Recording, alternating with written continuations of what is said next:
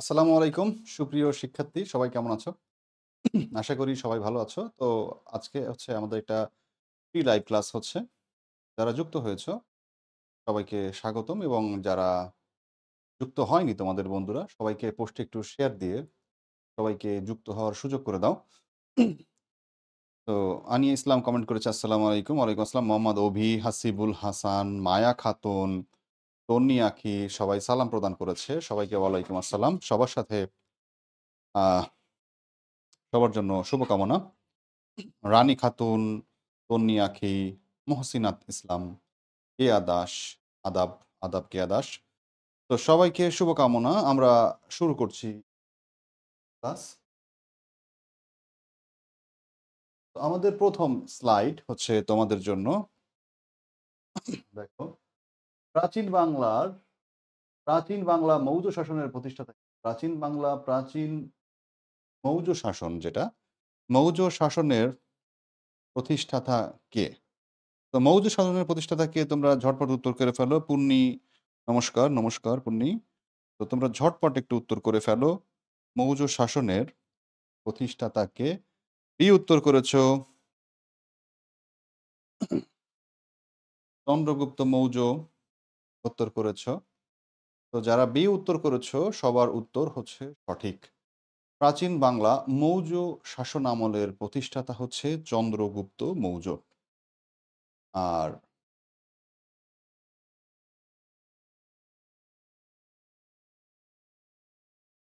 গুপ্ত বংশের প্রতিষ্ঠাতা হচ্ছে শ্রীগুপ্ত বা প্রথম চন্দ্রগুপ্ত। আর সমুদ্রগুপ্ত গুপ্ত বংশের একজন শাসক ছিলেন।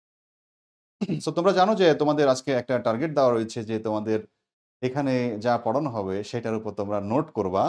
তো সুন্দর করে নোট করে ফেলো এবং কিন্তু গ্রুপে কিন্তু পোস্ট করার অপশন রয়েছে। সে জায়গা থেকে কিন্তু তোমাদের জন্য পুরস্কার জেতার অনেক সুযোগ রয়েছে। তো তোমরা সবাই কেয়ারফুলি ক্লাসটা করো। চন্দ্রগুপ্ত মৌর্য এভাবে প্রথম নোট শুরু করতে পারো যে এখানে আমরা যে প্রশ্নগুলো করছি সেই প্রশ্নগুলা জাস্ট তোমরা লাইন লিখে যে প্রাচীন মৌর্য শাসন আমলের প্রতিষ্ঠাতা কে? চন্দ্রগুপ্ত মৌর্য। এই লাইনটাও তোমরা একটা নোট আকারে করতে পারো যে যেই প্রশ্নটা তোমাদেরকে করা হচ্ছে সেই প্রশ্নটা লিখে জাস্ট সামনে সেটার উত্তর লিখে দিলা। এটাও একটা নোট। হ্যাঁ? আবার কোনো প্রশ্ন সম্পর্কে যদি আমরা অতিরিক্ত আলোচনা করি, এই প্রশ্ন তোমরা দিতে পারো। তাহলে কিন্তু তোমাদের জন্য পরবর্তীতে এটা সুন্দর একটা নোট হতে পারে। তো সবাইকে ধন্যবাদ প্রথম প্রশ্নের উত্তর করার জন্য। আমরা এইখানে আমাদের যে প্রথম যে প্রশ্নটা আমরা দেখব আসলে আমাদের উত্তরটা কি হচ্ছে। তো এখানে উত্তর হচ্ছে বি। বি নাম্বার হচ্ছে উত্তর। চন্দ্রগুপ্ত মৌর্য। মিতু আক্তার আসসালামু আলাইকুম। ওয়ালাইকুম আসসালাম ভাইয়া। সাউন্ড কম। সাউন্ড তো চেক করা হয়েছে ভাইয়া। সাউন্ড তো কম হওয়ার কোনো কারণ দেখি না। তোমার যে ডিভাইসটা তুমি ব্যবহার করছো সেই ডিভাইসটাকে একটু সংশোধন করে নাও। আশা করি সাউন্ড রিলেটেড কোনো সমস্যা আজকে হওয়ার কথা না। আমার কি লেট হয়ে গেল? নাই। সাদিয়া সাফা, নাই মানে কি? আমাদের খুলনা এলাকার ভাষা মনে হচ্ছে। মেহজাবিন কণা আসসালামু আলাইকুম। ওয়ালাইকুম আসসালাম। আতিয়া সানজিদা ওয়ালাইকুম আসসালাম। সবাইকে শুভেচ্ছা। ১৬৬ জন আমাদের লাইভে ইতিমধ্যে যুক্ত হয়ে গিয়েছে। আশা করি আমরা আজকের লাইভে ৫০০ জন যুক্ত করতে পারবো। ইসরাত জাহান কমেন্ট করেছে, "ভাইয়া আপনার GK class best." Thank you Israt. ওয়ালাইকুম আসসালাম, ওয়ালাইকুম আসসালাম। নকশি কন্যা কমেন্ট করেছে, "অল ক্লিয়ার ভাইয়া" কমেন্ট করেছে। আরফর রহমান ভেরি গুড। স্বপ্নের ডানা আজকে লেট করি নাই। মায়া খাতুন ভেরি গুড। বেশি সাউন্ড কখন মিহা? তো আমাদের বেশি সাউন্ডের দরকার। তো দেখো আমরা এখানে কিন্তু পরবর্তী স্লাইডে চলে যাব। আমাদের ২ নাম্বার স্লাইডে রয়েছে ১৯৭১ সালে মুক্তিযুদ্ধের সময় কোন দেশ বাংলাদেশের পক্ষে ভেটো প্রদান করেছিল? সো আমরা একটু দেখার চেষ্টা করব যে আসলে ভেটো মানে কি? ভেটো,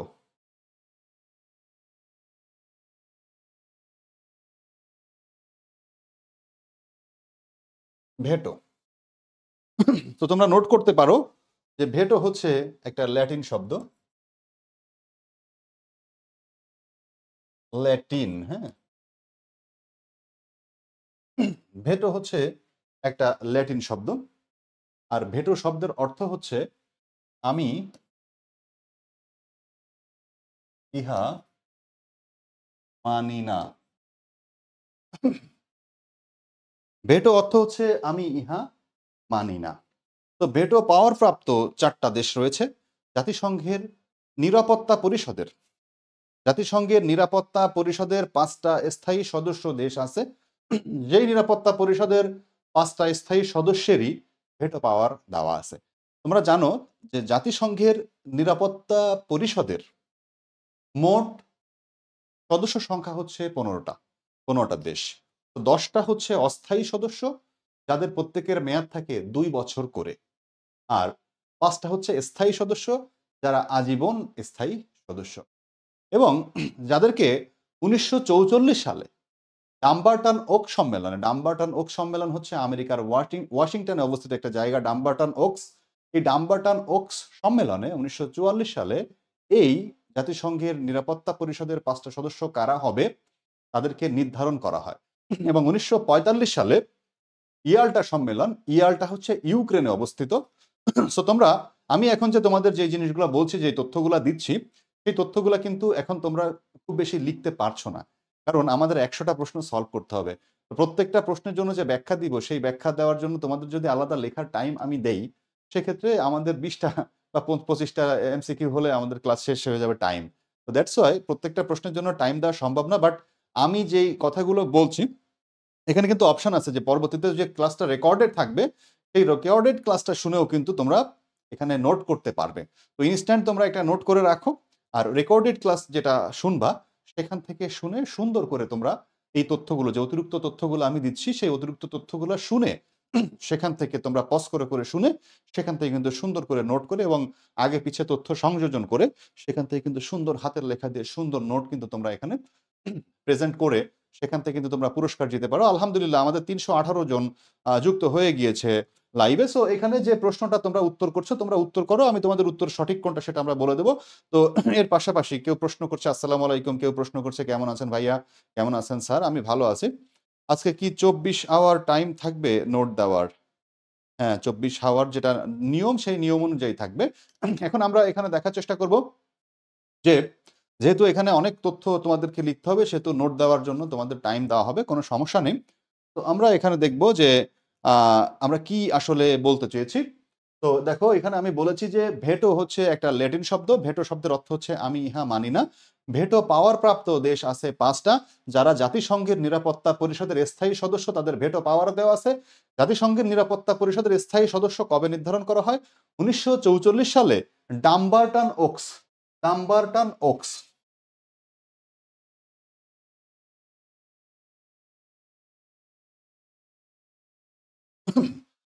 ডাম্বারটন ওকস সম্মেলনে কিন্তু কি করা হয়? জাতিসংঘের ডাম্বারটন ওকস সম্মেলনে কিন্তু ভেটো পাওয়ার আসলে দেওয়া হয়। মানে ভেটো পাওয়ার অ্যাকচুয়ালি দেওয়া হয় না। ডাম্বারটন ওকস সম্মেলনে যেটা করা হয়, এদেরকে নিরাপত্তা পরিষদের স্থায়ী সদস্য হিসেবে নির্ধারণ করা হয়। মনে রাখবা, ৪৪ সালে ডাম্বারটন ওকস সম্মেলনে এদেরকে নিরাপত্তা পরিষদের স্থায়ী সদস্য হিসেবে নির্ধারণ করা হয়। আর ১৯৪৫ সালে ইয়াল্টা সম্মেলন, ইউক্রেনের ইয়াল্টা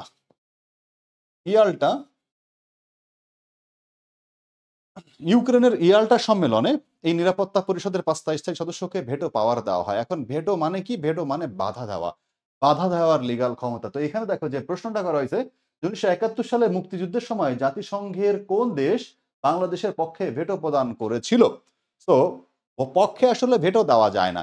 এই প্রশ্নটা বিসিএস পরীক্ষাতেও এসেছে, এবং এই প্রশ্নটা গত বছর এই যে লাস্ট ইয়ারে যে ঢাকা বিশ্ববিদ্যালয়ে পরীক্ষা হলো, সেই ঢাকা বিশ্ববিদ্যালয়ের পরীক্ষায় কিন্তু এই প্রশ্নটা এসেছে, এবং এই প্রশ্নটা বিভিন্ন চাকরির পরীক্ষা বা বিভিন্ন জায়গায় বারবার করে কিন্তু আসছে। তো এখানে যে মূল ব্যাপার সেটা হচ্ছে যে পক্ষে আসলে ভেটো দেওয়া যায় না, তবে প্রশ্নটাকে একটু কঠিন করার জন্য এখানে আসলে এই ভেটোর বিষয়টা বলা হয়েছে যে পক্ষে, ভেটোটা নরমালি বিপক্ষে হয়, এবং ভেটো দেওয়ার জন্য লিগাল অথরিটি থাকতে হয়। ভেটো মানে কি? লিগাল বাধা দেওয়া মানে কি? জাতিসংঘের নিরাপত্তা পরিষদের যে ৫টা স্থায়ী সদস্য দেশ আছে, তাদের মধ্যে কোনো একজন যদি কোনো একটা প্রস্তাবে ভেটো দেয়, তাহলে ওই বিল আর পাস হবে না। তোমরা জানো জাতিসংঘের মোট সদস্য ১৯৩টা। জাতিসংঘের মোট সদস্য কয়টা? ১৯৩টা। পৃথিবীতে স্বাধীন দেশ ১৯৫টা। পৃথিবীতে স্বাধীন দেশ ১৯৫টা, জাতিসংঘের নিরাপত্তা পরিষদের সদস্য ১৯৩টা।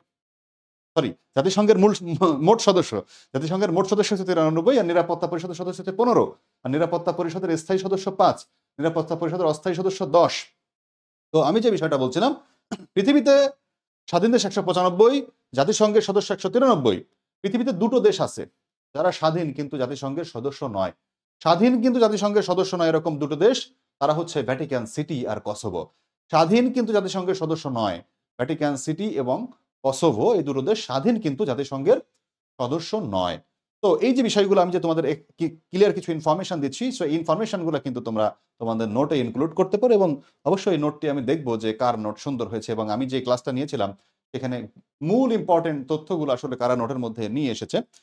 সো আমরা এখানে দেখার চেষ্টা করব যে বাংলাদেশের পক্ষে ভেটো দিয়েছিল, তো এইখানে অপশন অনুযায়ী উত্তর হবে হচ্ছে এই ডি অপশন, সোভিয়েত ইউনিয়ন বাংলাদেশের পক্ষে ছিল। সো ভেটো নরমালি বিপক্ষে দেওয়া হয়, পক্ষে ভেটো দেওয়া যায় না, কিন্তু প্রশ্নটা ঘুরিয়ে দেওয়ার জন্য এখানে পক্ষে ভেটো দিছে, মানে পক্ষে সাপোর্ট করেছিল। সো বাংলাদেশে মুক্তিযুদ্ধে বাংলাদেশের পক্ষের শক্তি ছিল হচ্ছে সোভিয়েত ইউনিয়ন, আর এই যুক্তরাজ্য পক্ষের শক্তি ছিল। হ্যাঁ, এটাও পক্ষে ছিল, পক্ষে ছিল, এরা ছিল পক্ষে, আর এই যুক্তরাষ্ট্র ছিল বিপক্ষে। যুক্তরাষ্ট্র, চীন, এখানে একটা দেশ অপশনে নেই, সেটা হচ্ছে চীন। এখন আমরা দেখব নিরাপত্তা পরিষদের, এটা ই নাম্বার অপশন দিলাম। নিরাপত্তা পরিষদের যে 5টা স্থায়ী সদস্য যাদের ভেটো পাওয়ার আছে, যুক্তরাজ্য মানে হচ্ছে ইংল্যান্ড, আর ফ্রান্স, যুক্তরাষ্ট্র, সোভিয়েত ইউনিয়ন, ঠিক আছে, এবং হচ্ছে চীন। এই 5টা দেশের হচ্ছে ভেটো পাওয়ার আছে, যারা কেউ ভেটো দিতে পারবে। কিন্তু বাংলাদেশের পক্ষে ভেটো দিছিল হচ্ছে সোভিয়েত ইউনিয়ন। যদি বলে যে বিপক্ষে ভেটো দিছে কে, চীন হচ্ছে বিপক্ষে।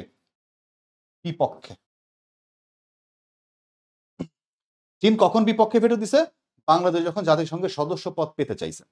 বাংলাদেশ স্বাধীন হয়েছে 1971 সালে, বাংলাদেশ জাতিসংঘের সদস্য পদ পাওয়ার জন্য আবেদন করছে 1972 সালে, কিন্তু জাতিসংঘের সদস্য পদ পেয়েছে কত সালে? 1974 সালে।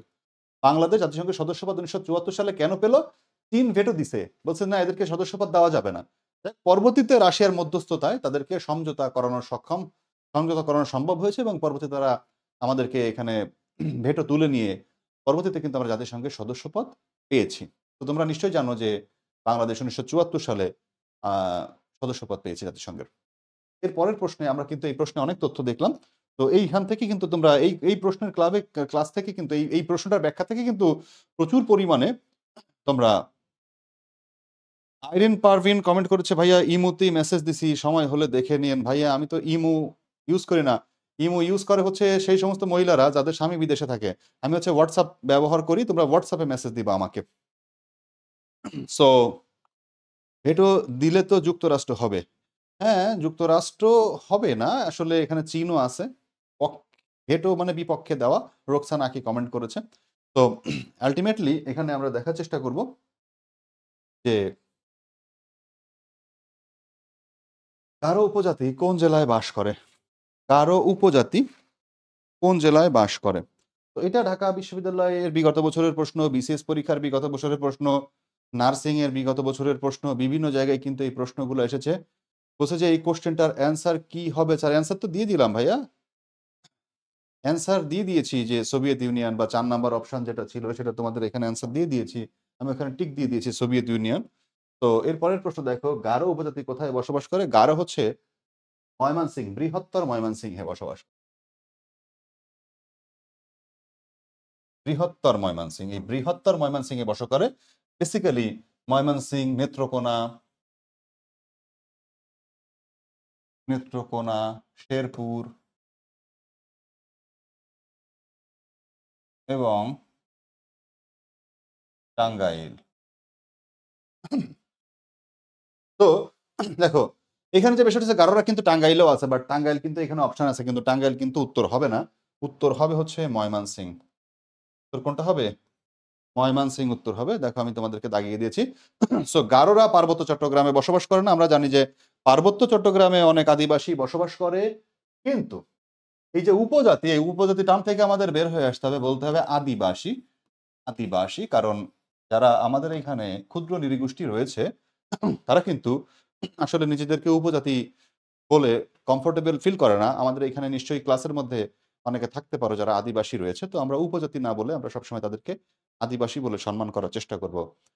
সো উপজাতি বলাটা আসলে ঠিক না। তাদেরকে বলা হয় ক্ষুদ্র নৃগোষ্ঠী বা আদিবাসী। বইয়ে সিলেট দেওয়া আছে গারো। কোথাও কোনো বইয়ে সিলেট দেওয়া থাকলে অবশ্যই সেটা ভুল হবে। কারণ গারো কখনোই সিলেটে বসবাস করে না। এবং দেখব আমরা দেখার চেষ্টা করব যে এখানে ময়মনসিংহ কোন উপজাতি গারোরা কোথায় বসবাস করে? গারোরা হচ্ছে ময়মনসিংহে বসবাস করে। তো এখন দেখো এখানে টাঙ্গাইলেও আছে। টাঙ্গাইলে কিছু অংশ গারো বসবাস করে বাট বেশিরভাগ হচ্ছে ময়মনসিংহ, নেত্রকোনা, শেরপুর যেটা বৃহত্তর ময়মনসিংহের অংশ। ময়মনসিংহ বিভাগে ৪ টা জেলা আছে। একটা হচ্ছে ময়মনসিংহ, ২ নম্বর নেত্রকোনা, ৩ নম্বর শেরপুর, ৪ নম্বর হচ্ছে জামালপুর। সো বৃহত্তর ময়মনসিংহ লিখেছে হৃদয়, আমার হোমটাউন উখোসে। ভাইয়া অপশন সহ নোট করা? না ভাইয়া অপশন সহ নোট করা লাগবে না। আচ্ছা যাই হোক, কারা কি কমেন্ট করছো? আমি ওইলে চ্যানেল আজকে লগ ইন করলাম। ঠিক আছে আইরিন পারভিন, তোমার ইমোতে আমি রিপ্লাই দিব। আমার ইমো আছে বাট আমি খুব একটা ব্যবহার করি না। যারা আমাকে নক করতে চাও তারা সবাই হোয়াটসঅ্যাপে নক করবা ভাইয়া। তাহলে আমি সবসময় মেসেজটা দেখি, কারণ ইমোটা খুব একটা আমি চালাই না। সো ময়মনসিংহে গারোরা বসবাস করে, নেত্রকোনাতে বসবাস করে, শেরপুরে বসবাস করে এবং টাঙ্গাইলে বসবাস করে। তাহলে বলবা যে ভাইয়া এখানে তো ময়মনসিংহ আছে, টাঙ্গাইল আছে, টাঙ্গাইল উত্তর হলো না কেন? টাঙ্গাইলে খুব অল্প পরিমাণে বসবাস করে, ময়মনসিংহে বেশি বসবাস করে, এই জন্য ময়মনসিংহ আমরা উত্তর দিব। তো যাই হোক, এই প্রশ্নটা আমি তোমাদের ক্লিয়ার করলাম। এখানে কিন্তু তোমাদের জন্য নোট করার জন্য অনেক কিছু আছে। তো যেটা হচ্ছে যে ময়মনসিংহ বিভাগের জেলা কয়টা, তারপরে গারোরা কোন কোন জেলায় বসবাস করে সেই জিনিসটাও কিন্তু এখানে দেওয়া আছে। শিফা সুমু কমেন্ট করেছে যারা ইমো চালায় তাদের জামাই বিদেশে। আসলে ঘটনা কিন্তু সত্য। ভাইয়া আপনার নাম্বার পাবো কি? আমি নাম্বার দিয়ে দিচ্ছি ভাইয়া। দেখো 21609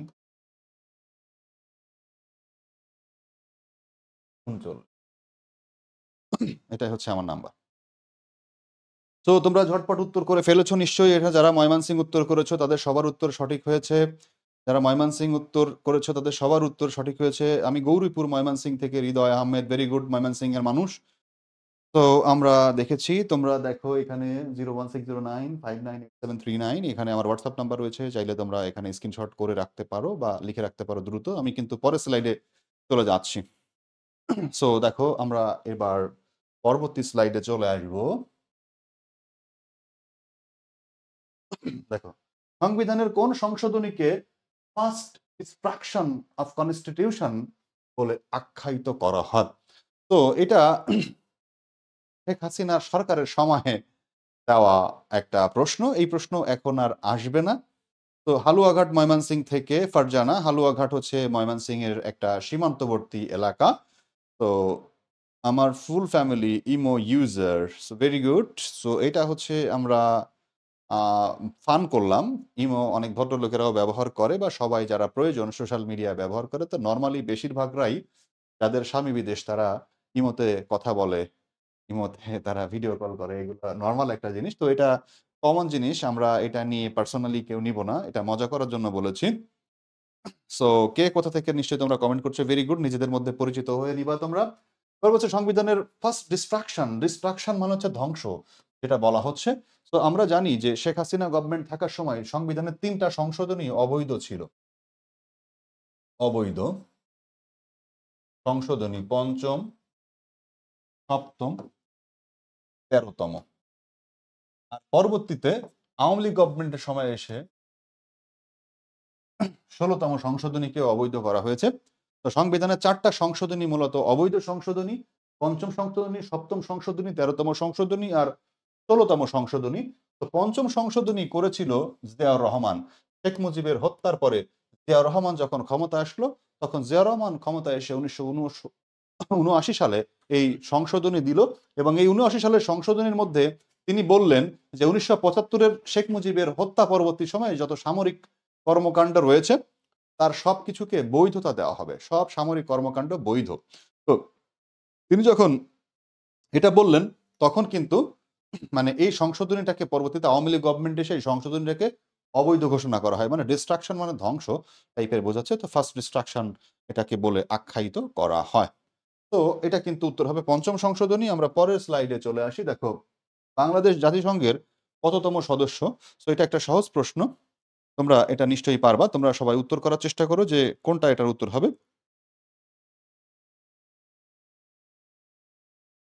বাংলাদেশ জাতিসংঘের কততম সদস্য? ক নাম্বার উত্তর করেছো। ক নাম্বার হচ্ছে 146, উত্তর সঠিক হয়নি। তো তোমরা বি নাম্বার উত্তর করেছো। প্রিয়া কমেন্ট করেছে, দীপা দাস কমেন্ট করেছে বি। যারা বি কমেন্ট করেছো তাদের সবার উত্তর সঠিক।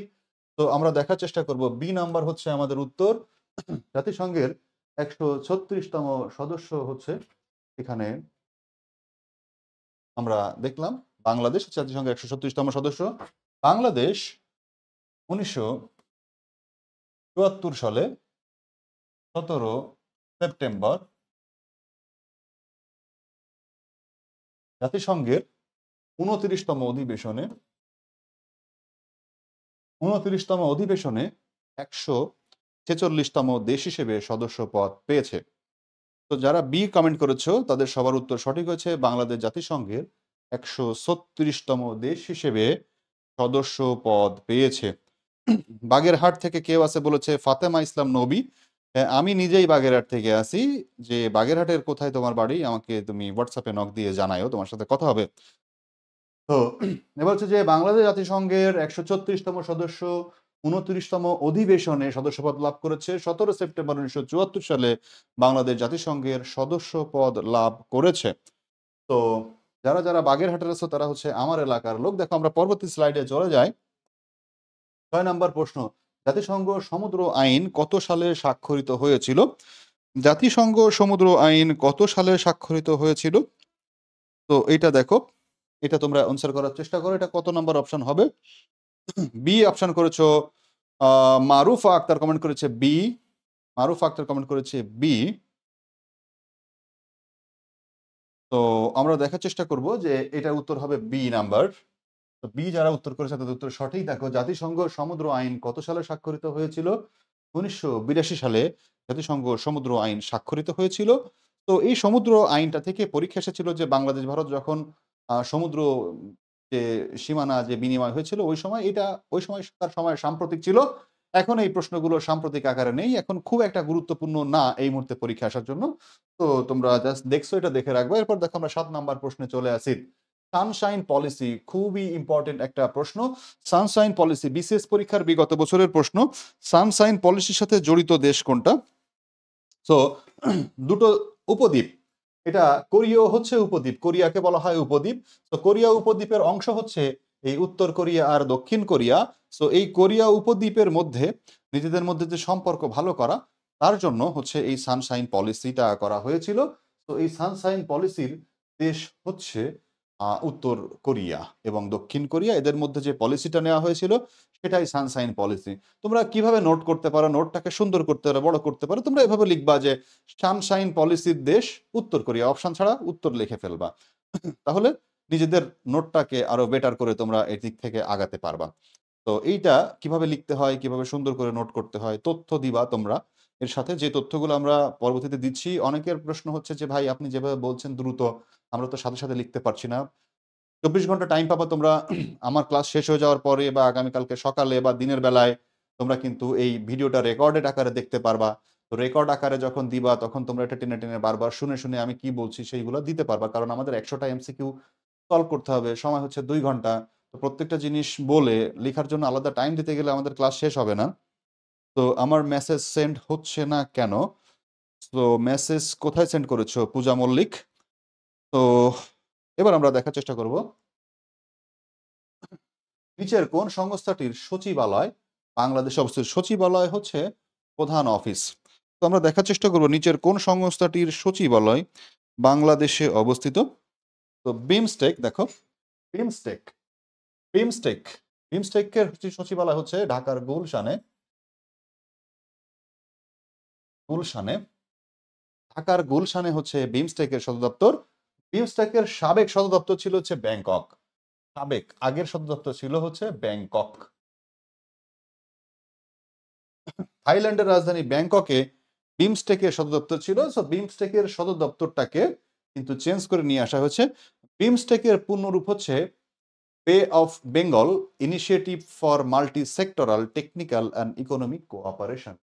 বে অফ বেঙ্গল, বে of Bengal BIMSTEC initiative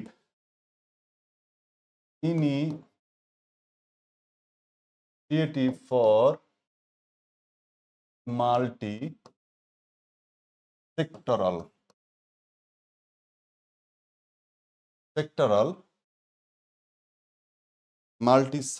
Bay of Bengal Initiative for Multi-Sectoral Technical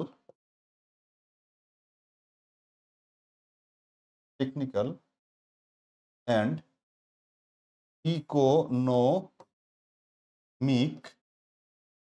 Cooperation.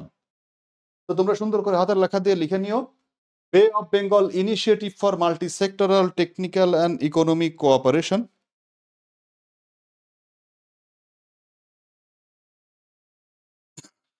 Bay of Bengal Initiative for Multi-Sectoral Technical and Economic Cooperation. Bay of Bengal Initiative for Multi-Sectoral Technical and Economic Cooperation, এটা হচ্ছে বে of বেঙ্গলের পুনরূপ।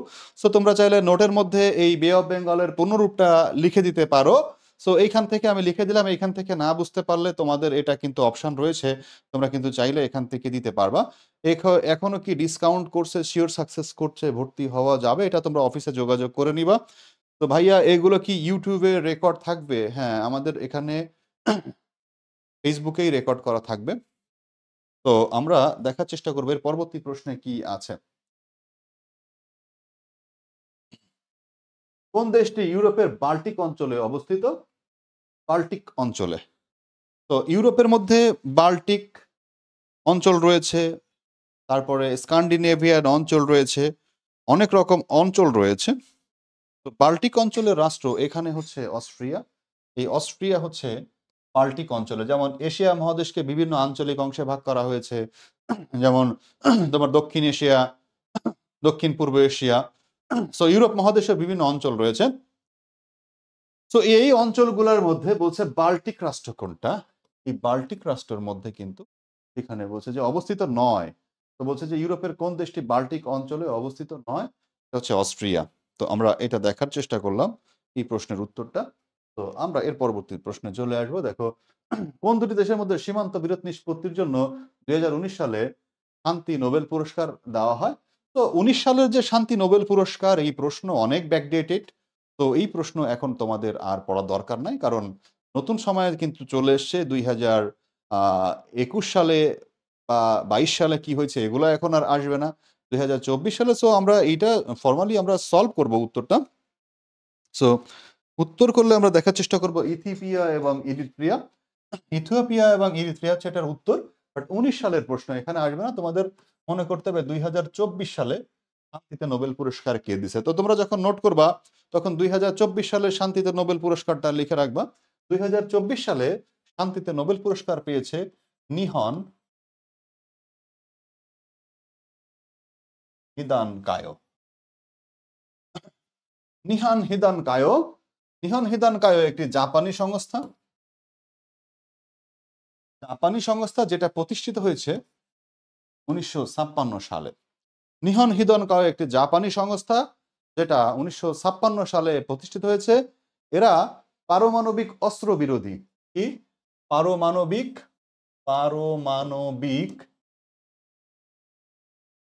অস্ত্র বিরোধী, পারমাণবিক অস্ত্র বিরোধী একটা সংস্থা। 1945 সালের 6 আগস্ট জাপানের হিরোশিমা এবং 9 আগস্ট জাপানের নাগাসাকিতে বোমা হামলা করা হয়। আমেরিকার 33তম প্রেসিডেন্ট হ্যারি এস ট্রুম্যান জাপানে বোমা হামলা করেছিল। 6 আগস্ট হিরোশিমাতে যে বোমাটা ফেলা হয়েছিল তার নাম ছিল লিটল বয়। 9 আগস্ট নাগাসাকিতে যে বোমাটা ফেলা হয়েছিল তার নাম ছিল ফ্যাটম্যান। তো জাপানের হিরোশিমাতে এবং নাগাসাকিতে বোমা ফেলে অনেক লোক মেরে ফেলা হয় যারা জীবিত ছিল। সেই জীবিত লোকেদের পুনর্বাসন করা, জীবিত লোকেদের সেবা করা, জীবিত লোকেদের ভালোর জন্য কাজ করেছে এই সংস্থাটা নিহন হিদানকায়ো।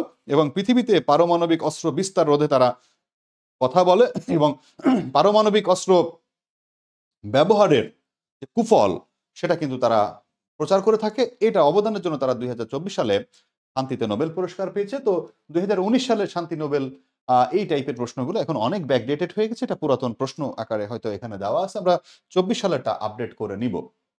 এরপর দেখো ব্রিটিশ ভারতের রাজধানী কলকাতা থেকে দিল্লিতে স্থানান্তরিত হয় কবে?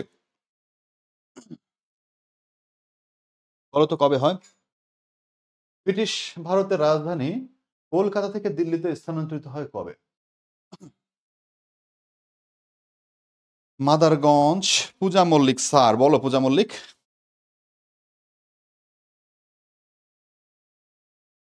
মাসরু কমেন্ট করেছে এ। ১৯১২ সালে কমেন্ট করেছে মাসরু।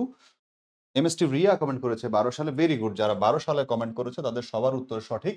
ব্রিটিশ ভারতের রাজধানী কলকাতা থেকে দিল্লিতে স্থানান্তরিত করা হয় ১৯১২ সালে। তখন লর্ড হার্ডিঞ্জ ছিল।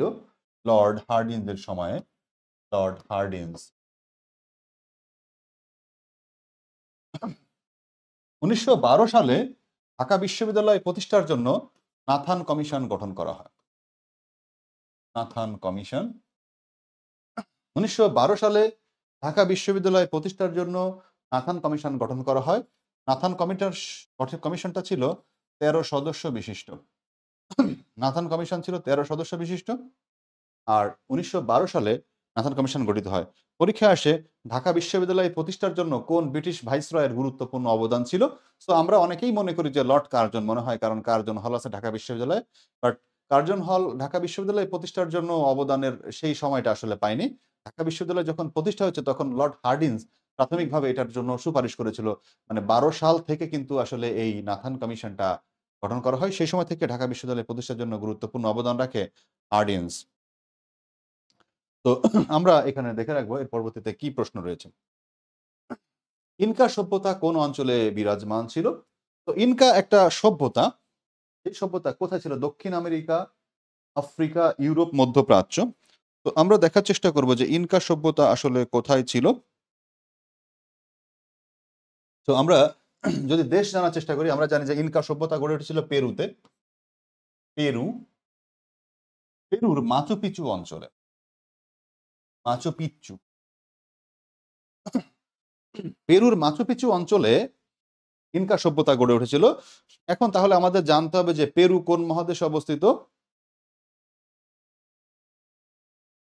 তাহলে পেরু হচ্ছে দক্ষিণ আমেরিকার একটা অঞ্চল। পেরুর রাজধানী লিমা। পেরুর রাজধানী হচ্ছে লিমা। পেরুর রাজধানী লিমা। তোমাদের মধ্যে লিমা কার নাম আছে? লিমা কারোর নাম থাকলে লিমা হাত জাগাও। তো লিমা কিন্তু আমাদের বাংলাদেশে অনেক মেয়েদের নাম আছে। তো আমরা এখানে দেখার চেষ্টা করব যে পেরু হচ্ছে দক্ষিণ আমেরিকার একটা দেশ। তো ইনকা সভ্যতা একটা প্রাচীন সভ্যতা ছিল। সেই প্রাচীন সভ্যতা পেরুতে গড়ে উঠেছিল। পেরুর মাচু পিচু অঞ্চল এটি কিন্তু অনেক ফেমাস পৃথিবীর মধ্যে। সো এই পেরুর মাচু পিচু অঞ্চলে কিন্তু ইনকা সভ্যতা গড়ে উঠেছিল। সো পেরুর রাজধানী হচ্ছে লিমা। তোমরা এই তথ্যটা জেনে রাখবা এবং এখান থেকে তোমাদের কিন্তু নোট করতে অনেক সুবিধা হবে। এবার দেখো ফিনল্যান্ড কোন দেশের উপনিবেশ ছিল? সো ফিনল্যান্ড হচ্ছে স্কান্ডিনেভিয়ান দেশ একটা অঞ্চল। ফিনল্যান্ড স্কান্ডিনেভিয়ান অঞ্চলের একটা দেশ। সো আমরা দেখার চেষ্টা করব ফিনল্যান্ড আসলে কার উপনিবেশ ছিল। সো এটা তোমরা কমেন্ট করো। আমরা মাঝখানে বিভিন্ন জিনিস একটু আলোচনা করে নেই। দেখো ফিনল্যান্ড হচ্ছে স্কান্ডিনেভিয়ান অঞ্চলের। স্কান্ডিনেভিয়ান সরি স্কান্ডিনেভিয়ান স্কান্ডিনেভিয়ান অঞ্চলের দেশ। তো স্কান্ডিনেভিয়ান অঞ্চলের দেশ হচ্ছে ৫টা। এই ৫টা দেশ আমরা সহজে মনে রাখতে পারি আসু ডে ফিন। আসু ডেফিন সহজে মনে রাখতে পারি আসু ডেফিন দিয়ে। দেখো আসু ডেফিন। আ দ্বারা হচ্ছে আইসল্যান্ড, সু দ্বারা হচ্ছে সুইডেন, ডে দ্বারা ডেনমার্ক, ফি দ্বারা ফিনল্যান্ড, ন দ্বারা নরওয়ে। আসু ডেফিন। আসু ডেফিনটা একটু বোঝা যাচ্ছে না, আমি এটাকে আবার সুন্দর করে লিখে দিই। দেখো আসু ডেফিন। আসু ডেফিন। আসু ডেফিন। Iceland, Sweden, Denmark, Finland, Norway.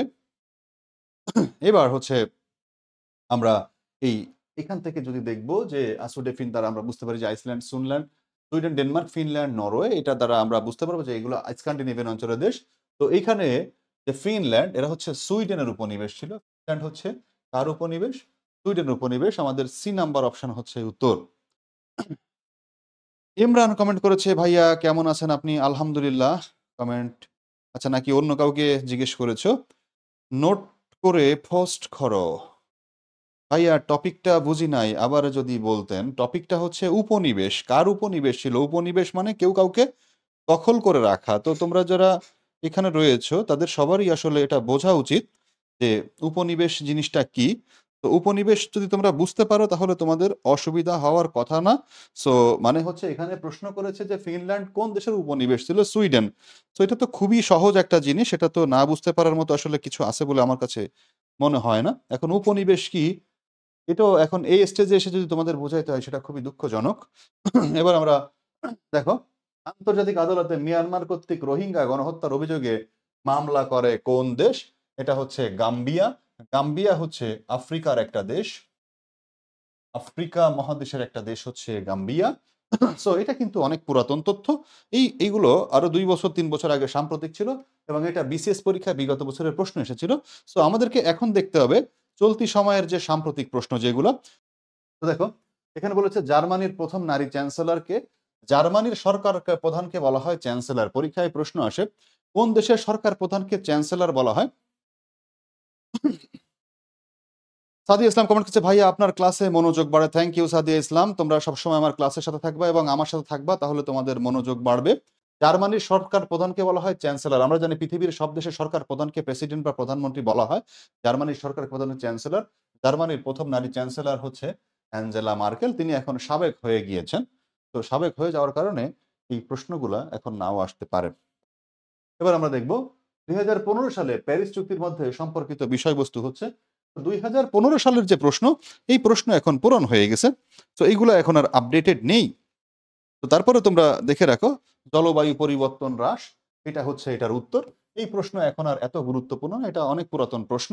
আচ্ছা, এবার দেখো আমরা এখানে চলে আসবো পরবর্তী প্রশ্নে। কে বীরশ্রেষ্ঠ নন? তো এদের মধ্যে বীরশ্রেষ্ঠ নন কে আমাদেরকে বের করতে হবে। আমরা জানি যে বীরশ্রেষ্ঠ হচ্ছে 7 জন। 7 জন হচ্ছে বীরশ্রেষ্ঠ। 7 জন বীরশ্রেষ্ঠ। মুক্তিযুদ্ধে 4টা রাষ্ট্রীয় খেতাব দেওয়া হয়। 1 নাম্বার হচ্ছে বীরশ্রেষ্ঠ। বীরশ্রেষ্ঠ। 2 হচ্ছে বীর উত্তম। 3 হচ্ছে বীর বিক্রম। আর 4 নাম্বার হচ্ছে বীর প্রতীক। সো মুক্তিযুদ্ধে 4টা রাষ্ট্রীয় খেতাব দেওয়া হয়, তার মধ্যে বীরশ্রেষ্ঠদের 7 জন। তো হামিদুর রহমান, মুস্তফা কামাল, নূর মোহাম্মদ, মুন্সি আব্দুর রউফ। মুন্সি আব্দুর রউফ হচ্ছে বীরশ্রেষ্ঠ, বাট এখানে আছে মুন্সি আব্দুর রহিম। তো মুন্সি আব্দুর রহিম কোনো বীরশ্রেষ্ঠ নয়। তার মানে এখানে বলছে কে বীরশ্রেষ্ঠ নন। তো কে বীরশ্রেষ্ঠ নন? মুন্সি আব্দুর রহিম বীরশ্রেষ্ঠ নয়। মুন্সি আব্দুর রউফ হচ্ছে বীরশ্রেষ্ঠ। তো এখানে তোমরা কেন কমেন্ট করছো 4 নাম্বার? আমি তো বুঝলাম না।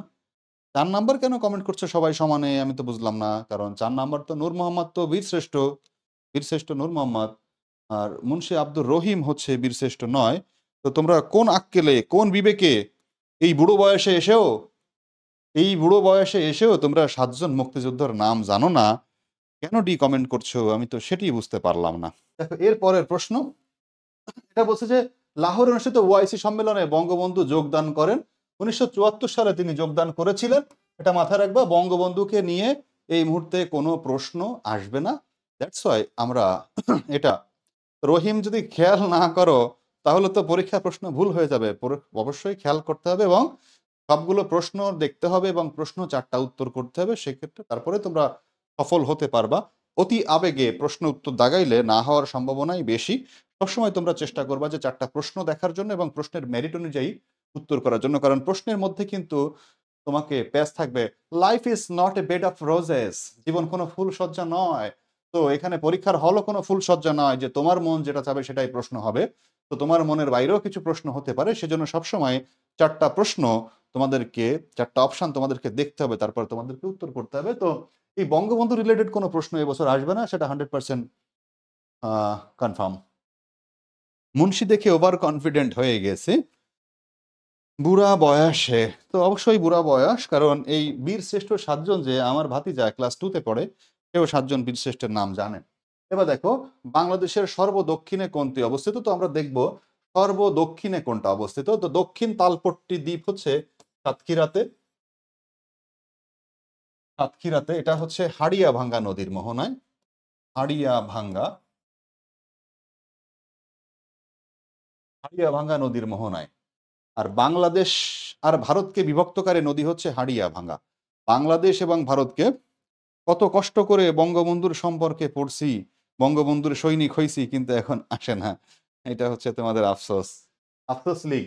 এবার দেখবো আমরা, এখানে দেখবো যে হাড়িয়াভাঙ্গা নদীর মোহনায় দক্ষিণ তালপট্টি দ্বীপ জেগে উঠেছিল। এটা বাংলাদেশের মালিকানাধীন একটা দ্বীপ ছিল, কিন্তু ভারত জোর করে আমাদের কাছ থেকে দ্বীপ দখল করে নিয়ে গিয়েছিল। এখন আল্লাহর কি বিচার, আল্লাহ তাআলা এই দ্বীপ আবার পানির মধ্যে ডুবাই দিছে, নদীর মধ্যে। এখন আর এই দ্বীপ নাই। ঠিক আছে? তো এই দ্বীপের ভারতীয় অংশের নাম ছিল নিউমুর বা পূর্বাশা। নিউমুর বা পূর্বাশা। ভারতীয় অংশের নাম ছিল নিউমুর বা পূর্বাশা। এই দ্বীপের নিউমুর বা পূর্বাশা নামটি ছিল দক্ষিণ তালপট্টি দ্বীপের সাতক্ষীরা। সাতক্ষীরা অঞ্চল থেকে ভারত এবং বাংলাদেশকে বিভক্ত করেছে। আর বাংলাদেশ এবং মায়ানমারকে বিভক্তকারী নদীর নাম হচ্ছে নাফ নদী, যেটা কক্সবাজারের অংশে অবস্থিত। সো এখানে আমরা দেখব বাংলাদেশের দক্ষিণে অবস্থিত হচ্ছে সেন্ট মার্টিন। সেন্ট মার্টিন। আর বাংলাদেশের একমাত্র দ্বীপ জেলা হচ্ছে ভোলা। বাংলাদেশের সবচেয়ে বড় দ্বীপ হচ্ছে ভোলা। ঠিক আছে? আর সেন্ট মার্টিন এখানে উত্তর হবে সর্বদক্ষিণে, সেটা তোমরা জানো। সেন্ট মার্টিন দ্বীপের আয়তন হচ্ছে ৮ বর্গ কিলোমিটার। ৮ বর্গ কিমি সেন্ট মার্টিন দ্বীপের আয়তন। সেন্ট মার্টিন দ্বীপের আয়তন কত পরীক্ষায় আসে? সেন্ট মার্টিন দ্বীপের আয়তন হচ্ছে ৮ বর্গ কিলোমিটার। তোমাদের নোট কিভাবে সুন্দর হবে? প্রথমত সুন্দর হাতের লেখা দিয়ে গুছায় লিখতে হবে। আর তারপর হচ্ছে যে এখানে যে তথ্যগুলো দিচ্ছি, ক্রিটিক্যাল তথ্য, সেটা তোমরা দিবা সুন্দর করে। এরপরে আমরা পরের প্রশ্নে চলে আসি। আর এই নিঝুম দ্বীপ হচ্ছে নোয়াখালীতে। এবার আমরা দেখার চেষ্টা করব বিগত COP20 সম্মেলন কোন শহরে অনুষ্ঠিত হয়। এই প্রশ্ন এখন আর পড়ার দরকার আছে বলে মনে করি না, কারণ অলরেডি COP29 হয়ে গিয়েছে। তো COP26 এর প্রশ্ন অনেক ব্যাকডেটেড প্রশ্ন, অনেক পুরাতন প্রশ্ন। সো আমাদের এখানে স্লাইডের মধ্যে ছিল, দ্যাটস ওয়াই এখানে দেওয়া হয়েছে। তো তোমরা এটা না পড়লেও চলবে। এটার উত্তর হচ্ছে গ্লাসগো। তো গ্লাসগো এটা এখন আর পরীক্ষায় আসবে না, এটা অনেক পুরাতন হয়ে গেছে। তো এটা আমরা স্কিপ করে যাই। এবার দেখো মহান মুক্তিযুদ্ধ চলাকালীন কনসার্ট ফর বাংলাদেশ কোথায় অনুষ্ঠিত হয়েছিল? নিউ ইয়র্কে অনুষ্ঠিত হয়েছিল, ম্যাডিসন স্কয়ারে।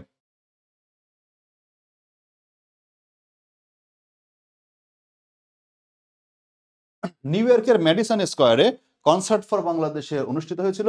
এটার দুজন আয়োজন করেছিল, একজন হচ্ছে জর্জ হ্যারিসন,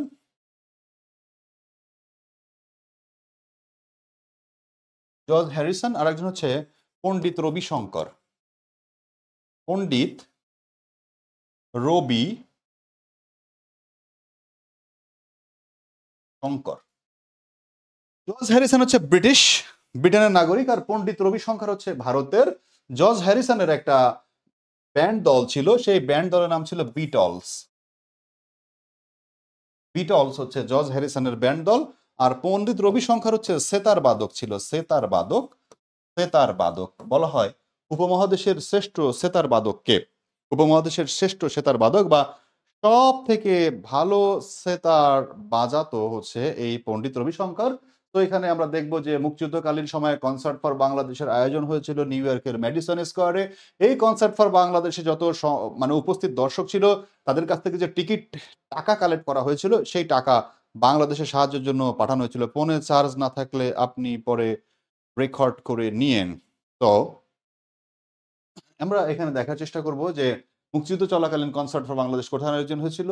মেডিসন স্কয়ারে। এখানে দেখো ক্যানবেরা। ক্যানবেরা হচ্ছে অস্ট্রেলিয়ার রাজধানী। অস্ট্রেলিয়ার রাজধানী। অস্ট্রেলিয়ার রাজধানী হচ্ছে ক্যানবেরা, আর লন্ডন হচ্ছে ইংল্যান্ডের রাজধানী।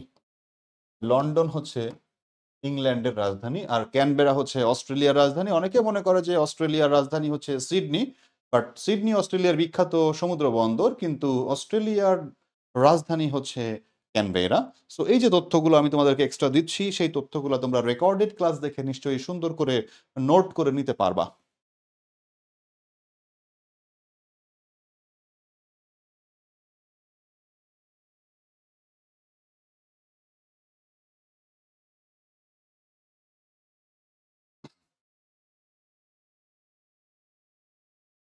আচ্ছা, সো আমাদের ক্যামেরার কারণে ডার্ক হয়ে যায়, এটা তোমরা নিশ্চয়ই সবাই জানো। সো আমরা যখন ক্যামেরার লাইট আবার ফিরে আসলো, তখন আমরা চলে আসলাম। এরপরের প্রশ্ন দেখো। তো জাতিসংঘের নিরাপত্তা পরিষদের অস্থায়ী সদস্যপদ কত সময়ের জন্য? তো আমি কিন্তু একটু আগে আলোচনা করেছি, জাতিসংঘের নিরাপত্তা পরিষদের অস্থায়ী সদস্যরা ২ বছরের জন্য নির্ধারিত হয়। জাতিসংঘের নিরাপত্তা পরিষদের মোট সদস্য ১৫টি দেশ, ১৫টা দেশ মোট সদস্য। তার ভিতর ৫টা হচ্ছে স্থায়ী সদস্য, ৫টা স্থায়ী দেশ সদস্য সম্পর্কে আমরা আলোচনা করেছি। আরফা রহমান কমেন্ট করেছে, কিছুই নোট করতে পারতেছি না। সো এখন তো কিছু তোমরা নোট করবা খুব অ্যাক্টিভ থেকে, আর বাদ বাকিটা হচ্ছে তোমরা যখন ক্লাসটা পুনরায় রিপিট দেখবা তখন সেখান থেকে তোমরা নোট করবা। আর তুমি পারছো না, কিন্তু অনেকেই পারছে, যারা পারছে তারাই পুরস্কারটা পাবে।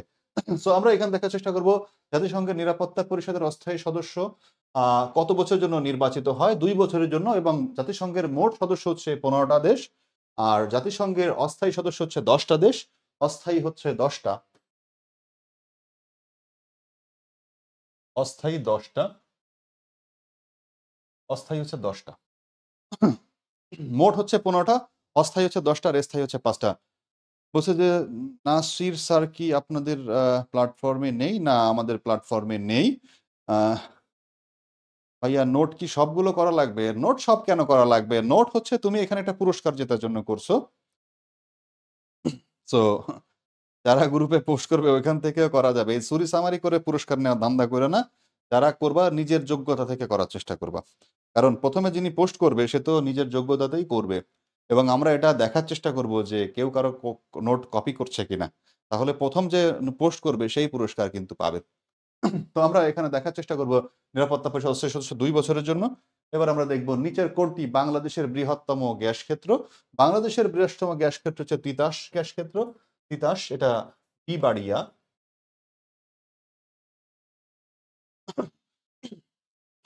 পরীক্ষায় প্রশ্ন আসে, ঢাকা শহরে গ্যাস সাপ্লাই হয় কোথা থেকে?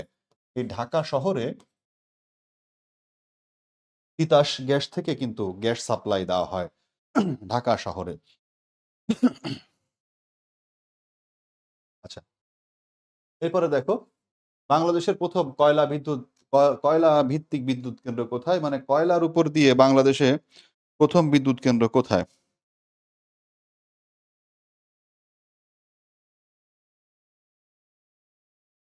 প্রথম কয়লা ভিত্তিক বিদ্যুৎ কেন্দ্র হচ্ছে দিনাজপুর, বড়পুকুরিয়া, দিনাজপুর। বড়পুকুরিয়া দিনাজপুরে কয়লা খনিও ছিল। তো বড়পুকুরিয়া দিনাজপুরে কিন্তু আমাদের কয়লা খনি ছিল, এবং এখানে কিন্তু প্রথম কয়লা বিদ্যুৎ কেন্দ্র, যেমন বর্তমান সময়ে কতগুলো কয়লা বিদ্যুৎ কেন্দ্র রয়েছে, যেমন রামপাল কয়লা বিদ্যুৎ কেন্দ্র, তারপরে মাতারবাড়ি, কক্সবাজারের মাতারবাড়ি বিদ্যুৎ কেন্দ্রের কাঁচামাল কি কয়লা, এটাও কিন্তু পরীক্ষায় আসে। রামপাল কি বিদ্যুৎ কেন্দ্র? কয়লা ভিত্তিক বিদ্যুৎ কেন্দ্র হচ্ছে রামপাল। ফিফা বিশ্বকাপ ফুটবল প্রথম কখন অনুষ্ঠিত হয়? ১৯৩০ সালে ফিফা বিশ্বকাপ ফুটবল প্রথম অনুষ্ঠিত হয়েছিল। ফিফা প্রথম বিশ্বকাপ যখন অনুষ্ঠিত হয়েছিল ১৯৩০ সালে, তখন উরুগুয়ে চ্যাম্পিয়ন হয়েছিল। প্রথম বিশ্বকাপে চ্যাম্পিয়ন হয়েছিল উরুগুয়ে, আর রানার্স আপ হয়েছিল আর্জেন্টিনা।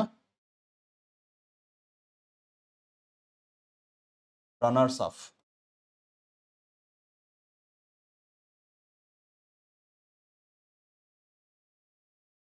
রানার্স আপ,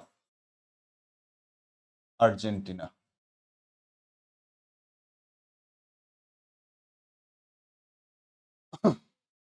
দেখো, উরুগুয়ে হচ্ছে চ্যাম্পিয়ন হয়েছিল, রানার্স আপ হচ্ছে আর্জেন্টিনা। তো ১৯৩০ সালে প্রথম বিশ্বকাপ ফুটবল খেলা অনুষ্ঠিত হয়েছিল। এই বিশ্বকাপ ফুটবলের সাল জানতে চাইছে। এটা কিন্তু বিগত বছরের প্রশ্ন এবং বিভিন্ন সময়ে আসে। দেখো কোন দেশে সমুদ্র বন্দর নাই? পৃথিবীতে সমুদ্র বন্দরবিহীন দেশ হচ্ছে ৪৫টা।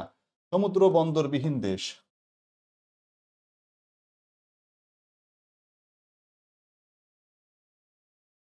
সমুদ্র বন্দরবিহীন দেশ হচ্ছে ৪৫টা। সমুদ্র বন্দরবিহীন দেশ হচ্ছে ৪৫টা।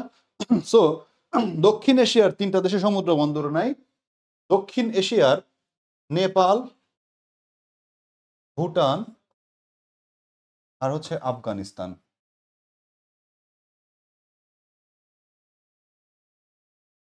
দক্ষিণ এশিয়ার ৩টা দেশে সমুদ্র বন্দর নাই। নেপাল, ভুটান, আফগানিস্তান। তো এখানে আমরা দেখার চেষ্টা করব যে কোন দেশে সমুদ্র বন্দর নাই। এটাকে বলে land lock. Land lock country. Land lock country মানে স্থল বিশিষ্ট দেশ। স্থল বিশিষ্ট দেশ বলা হয়, ল্যান্ড লক কান্ট্রি বলা হয় বা সমুদ্র বন্দরবিহীন দেশ বলা হয়। তো এই রাষ্ট্রগুলোতে সমুদ্র বন্দর নেই। দক্ষিণ এশিয়ার ৩টা নেই, নেপাল, ভুটান, আফগানিস্তান। সো এখানে বাদবাকি মালদ্বীপ, গ্রিস এবং ভেনিজুয়েলা প্রত্যেকটা দেশে সমুদ্র বন্দর রয়েছে। কোথায় ঐতিহাসিক ট্রয় নগরী অবস্থিত? ট্রয় নগরী বিভিন্ন কারণে বিখ্যাত, যুদ্ধক্ষেত্র বা বিভিন্ন কারণে বিখ্যাত। ট্রয় নগরী হচ্ছে তুরস্ক। তো এরপরে দেখো কোথায় আন্তর্জাতিক ধান গবেষণা ইনস্টিটিউট অবস্থিত? আন্তর্জাতিক ধান গবেষণা ইনস্টিটিউট হচ্ছে ম্যানিলা, ফিলিপাইন।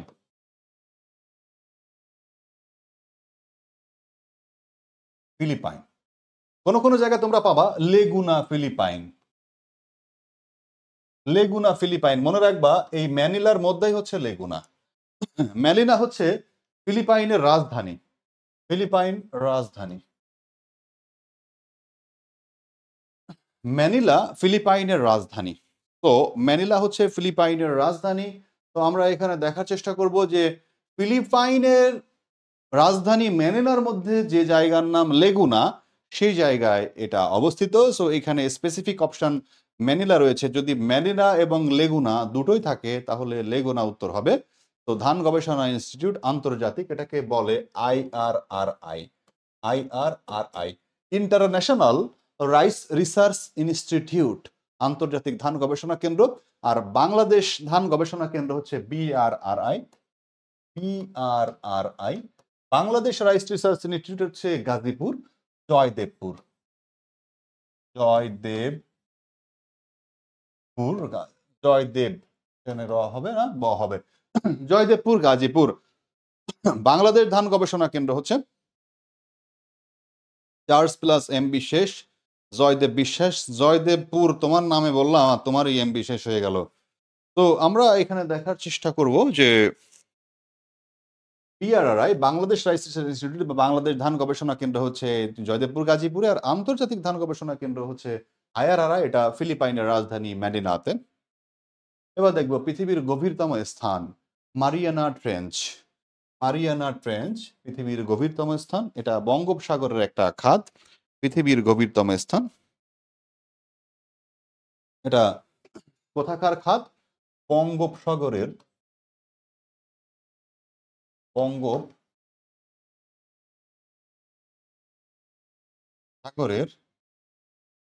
গভীরতম খাত।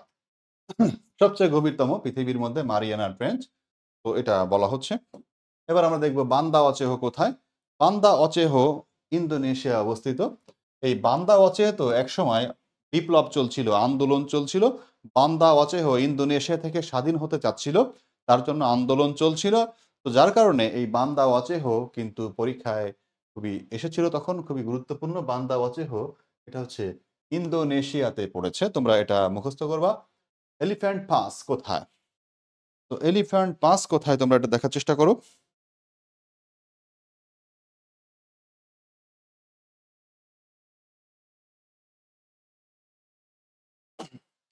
এলিফ্যান্ট পাস কোথায়? উত্তর দাও। এলিফ্যান্ট পাস, এলিফ্যান্ট পাস হচ্ছে শ্রীলঙ্কাতে।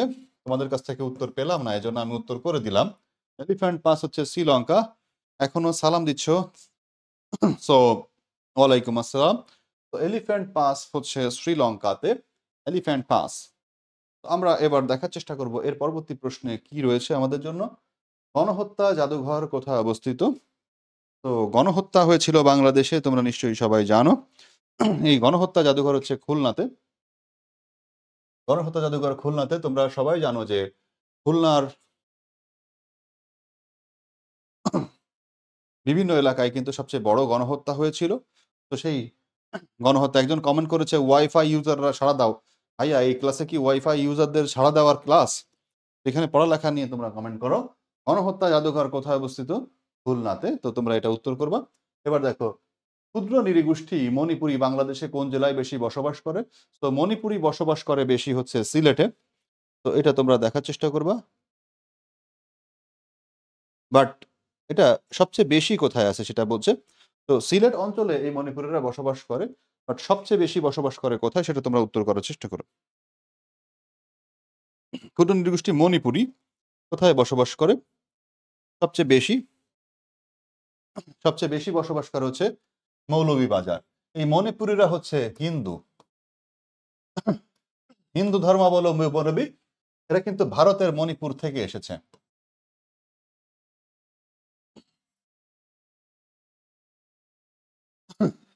ভারতের মণিপুর থেকে এসেছে। এই মণিপুরী উপজাতিরা তারা হিন্দু ধর্মাবলম্বী। তারা সিলেটেও বসবাস করে, বাট মৌলভীবাজারে বেশি অংশ বসবাস করে। বাংলাদেশের সংবিধান রচনা কমিটির একমাত্র নারী সদস্যকে? বেগম রাজিয়া বানু। এটা খুবই গুরুত্বপূর্ণ, পরীক্ষায় আসে। সংবিধান রচনা কমিটির একমাত্র নারী সদস্য হচ্ছে রাজিয়া বানু। আর সংবিধান রচনা কমিটির একমাত্র বিরোধী দলীয়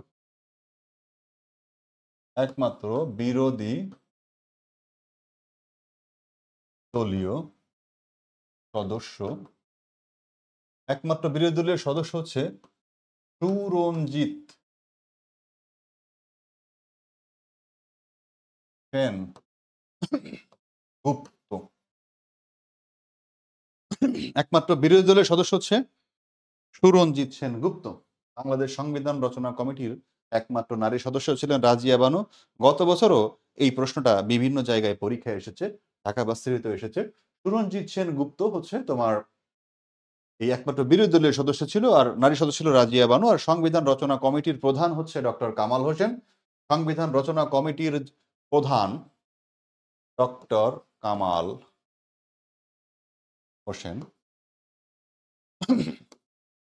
সংবিধান রচনা কমিটির প্রধান হচ্ছে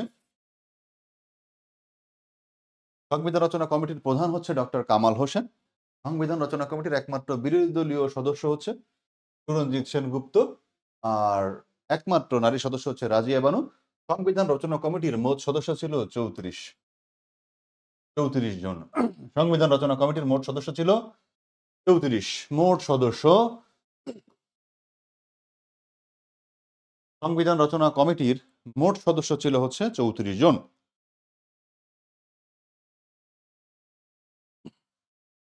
একজন কমেন্ট করেছে ইসরাত জাহান ভাইয়া, সব থেকে বেশি গণহত্যা হয় চুকনগরে। হ্যাঁ, ভেরি গুড। চুকনগর, খুলনা চুকনগরে সবচেয়ে বেশি গণহত্যা হয়েছিল। 1954 সালের নির্বাচনে যুক্তফ্রন্ট কয়টি আসলে জয়লাভ করেছিল? তো এটা একটু তোমরা কমেন্ট করো। এটা কিন্তু পরীক্ষায় আসে, কয়টি আসনে যুক্তফ্রন্ট জয়লাভ করেছিল? তো যুক্তফ্রন্ট 223টি আসনে জয়লাভ করেছিল। তো 54 সালে যুক্তফ্রন্ট নির্বাচন হয়েছিল। এই যুক্তফ্রন্টের নির্বাচনী 4টা রাজনৈতিক দল ছিল। এই কোন 4টা রাজনৈতিক দল ছিল সেটা তোমাদের নোটে উল্লেখ করে দিবা। যুক্তফ্রন্টের রাজনৈতিক 4টা দল ছিল। তো আমি এটা এখানে লিখে দিলাম না, তোমাদের জন্য অ্যাসাইনমেন্ট থাকলো। কোন 4টা রাজনৈতিক দল ছিল সেটা তোমার নোটে লিখে দিবা। আমি একটু মুখে বলে যাই। একটা হচ্ছে আওয়ামী মুসলিম লীগ, একটা হচ্ছে নেজাম ইসলামী, একটা হচ্ছে বামপন্থী গণতন্ত্রী, আর একটা হচ্ছে কৃষক প্রজা পার্টি। তো এইগুলা ছিল হচ্ছে তোমার 54 যুক্তফ্রন্ট ইলেকশনে যুক্তফ্রন্ট 223 আসন জয়লাভ করেছিল। বঙ্গবন্ধু শেখ মুজিবুর রহমান জাতিসংঘের সাধারণ পরিষদে 1974 সালে কোন মাসে বাংলায় বক্তৃতা দেন? তো জাতিসংঘের সাধারণ পরিষদের অনুষ্ঠান সবসময় সেপ্টেম্বরে হয়। সবসময় সেপ্টেম্বরে হয়। প্রত্যেক বছর সেপ্টেম্বর মাসের তৃতীয় মঙ্গলবার, প্রত্যেক বছর সেপ্টেম্বর মাসের তৃতীয় মঙ্গলবার জাতিসংঘের সাধারণ পরিষদের অনুষ্ঠান বা অধিবেশন অনুষ্ঠিত হয়। সো বঙ্গবন্ধু ভাষণ দিয়েছিল। এই বঙ্গবন্ধু রিলেটেড প্রশ্ন এখন আর আসবে না। বাংলাদেশের সরকার কোন উৎস থেকে সর্বোচ্চ রাজস্ব আয় করে? তো সর্বোচ্চ রাজস্ব আয় মানে সরকারের আয় সবচেয়ে কোথা থেকে হয়? সর্বোচ্চ উৎস থেকে রাজস্ব আয় করে বাংলাদেশ ভ্যাট থেকে, মূল্য সংযোজন কর। এখানে দেখো ভ্যাট, ভ্যাট ভিএটি, ভিএটি পুনরূপ হচ্ছে ভ্যালু, ভ্যালু অ্যাডেড ট্যাক্স।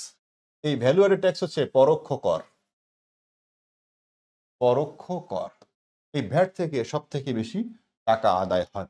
এবার আমরা দেখার চেষ্টা করব, আমাদের এখনো প্রচুর প্রশ্ন বাকি, তো আমাদেরকে একটু ফাস্ট যেতে হবে। অলরেডি আমাদের এখানে কিন্তু 1 ঘন্টা শেষ হয়ে গিয়েছে, তো আমাদের এখনো হিউজ পরিমাণে প্রশ্ন বাকি রয়েছে। তো আমাদের একটু ফাস্ট যেতে হবে এবং আমি যেই কথাগুলো বলবো সেইগুলো তোমরা একটু মনোযোগ সহকারে শোনার চেষ্টা করবা এবং এইখান থেকে যতটুকু পারো লিখে রাখার চেষ্টা করবা, এবং যেটা করবা যে পরবর্তীতে রেকর্ডেড ক্লাস দেখে আমি যেই কথাগুলো বলবো সেই জিনিসগুলো কিন্তু তোমরা নোট করার চেষ্টা করবা। এবার দেখো এখানে বলছে বাংলাদেশের প্রথম অস্থায়ী রাষ্ট্রপতি কে ছিল? বাংলাদেশের প্রথম রাষ্ট্রপতি ছিল শেখ মুজিবুর রহমান, প্রথম রাষ্ট্রপতি। বাংলাদেশের প্রথম রাষ্ট্রপতি হচ্ছে শেখ মুজিবুর রহমান। আর সৈয়দ নজরুল ইসলাম হচ্ছে প্রথম অস্থায়ী, প্রথম অস্থায়ী রাষ্ট্রপতি। মানে মুজিবনগর সরকার যে গঠিত হয়েছিল সেই মুজিবনগর সরকারের উপরাষ্ট্রপতি ছিল, উপরাষ্ট্রপতি, উপ সে ছিল উপরাষ্ট্রপতি। কিন্তু শেখ মুজিব যখন পাকিস্তানের জেলে অ্যারেস্ট অবস্থায় ছিল তখন শেখ মুজিবের অনুপস্থিতিতে সে রাষ্ট্রপতি হিসেবে দায়িত্ব পালন করেছিল, এই জন্য প্রথম অস্থায়ী রাষ্ট্রপতি তাকে বলা হচ্ছে। তাজউদ্দিন আহমেদ হচ্ছে প্রথম প্রধানমন্ত্রী, প্রথম প্রধানমন্ত্রী, এটা হচ্ছে বিষয়।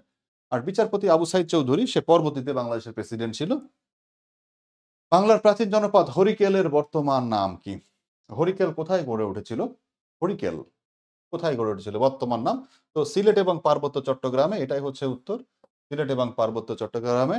ঢাকা ময়মনসিংহে ছিল বঙ্গ, ঢাকা ময়মনসিংহে ছিল বঙ্গ। রাজশাহী রংপুরে এখানে কতগুলো ছিল স্পেসিফিক্যালি, এখানে পুন্ড্র ছিল, পুন্ড্র, পুন্ড্র ছিল, এখানে বরেন্দ্র ছিল, বরেন্দ্র ছিল। কুমিল্লা নোয়াখালী ছিল সমতট, সমতট। তো তোমরা যখন নোট করবা, তোমরা যখন নোট করবা তখন তোমরা কোন সময় কোন জনপদ, মানে কোন এলাকায় কোন জনপদ ছিল সেই জনপদটা লিস্টও তোমরা নিজেদের মতো করে নোট করে দিতে পারো, নোট সুন্দর করার জন্য। তো আমরা এখানে দেখার চেষ্টা করব বাংলাদেশের কোন নদী কার্প জাতীয় মাছের রেণুপনার উৎস। তোমরা যখন নোট করবা তখন আমরা যে টপিক পড়াচ্ছি সেই টপিকের মতো করে তোমাদের যদি মনে হয় যে এই জিনিসটা গুরুত্বপূর্ণ সেটা তোমরা দিয়ে দিতে পারবা, কারণ ক্লাসের টপিক অনুযায়ী তুমি নিজে নোট করছো, সেটা হচ্ছে সবচেয়ে গুরুত্বপূর্ণ। এমন আছে যে আমি একটা টপিক, আমি একটা তথ্য ক্লাসে বলিনি, সেই তথ্যটা তোমার কাছে ভালো লাগছে, তুমি সেই তথ্যটা ওখানে ইনক্লুড করে দিতে পারবা। আর ক্লাসটা একজন কমেন্ট করেছে মাধুরী কর্মকার, যে ক্লাস চলাকালীন সময়ে নোট করলে ক্লাসে মনোযোগী হওয়া যায় না। এটাই হচ্ছে সঠিক, কারণ ক্লাস চলাকালীন সময়ে খুব বেশি একটা নোট করতে তোমরা আসলে পারবাও না, কারণ 100টা প্রশ্ন 60 মিনিটে আলোচনা সহ ব্যাখ্যা সহ সলভ করা মানে খুবই টাফ, মানে অনেক টাইম লাগে।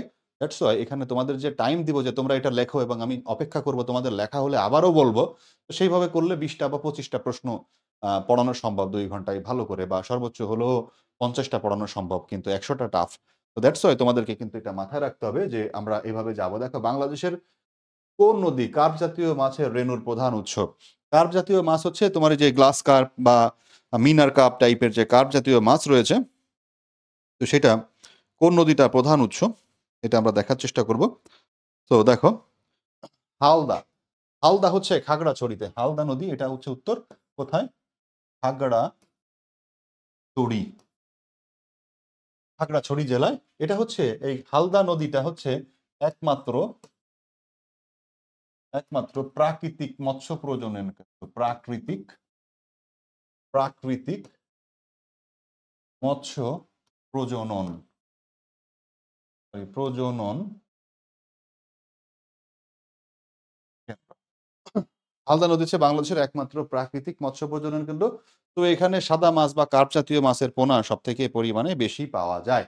তো এটাই এখানে উত্তর। আমরা এরপরে দেখার চেষ্টা করব মানব উন্নয়ন সূচকের মৌলিক নির্দেশক কি? মানব উন্নয়ন সূচকে কোন জিনিসের উপর নির্দেশনা দেওয়া হয়? তো আমরা একটু দেখার চেষ্টা করব মানব উন্নয়ন সূচকের মৌলিক নির্দেশক কি?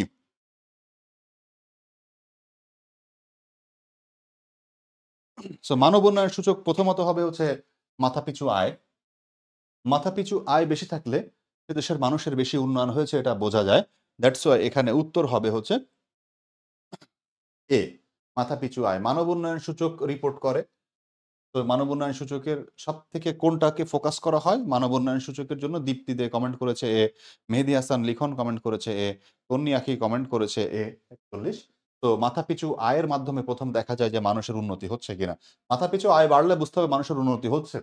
জাতিসংঘের নিরাপত্তা পরিষদের কোন রাষ্ট্রের ভেটো পাওয়ার দেওয়ার ক্ষমতা নেই?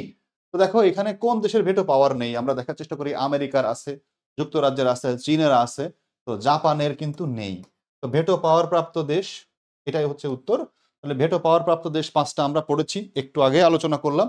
তো সেইখানে তোমরা নোট করবা। এখানে লিখবা যে জাপানের ভেটো পাওয়ার দেওয়ার ক্ষমতা নেই। বাংলাদেশের জাতীয় সংসদে মহিলা সদস্যের জন্য সংরক্ষিত আসন ৫০ টি আসন নির্ধারণ কোন পদ্ধতিতে অনুসরণ করা হয়? আনুপাতিক প্রতিনিধিত্বমূলক, আঞ্চলিক প্রতিনিধিত্বমূলক, যুক্তরাষ্ট্রীয় প্রতিনিধিত্বমূলক, ত্রিগোষ্ঠীয় প্রতিনিধিত্বমূলক। মানে কিভাবে দেওয়া হয় এটা?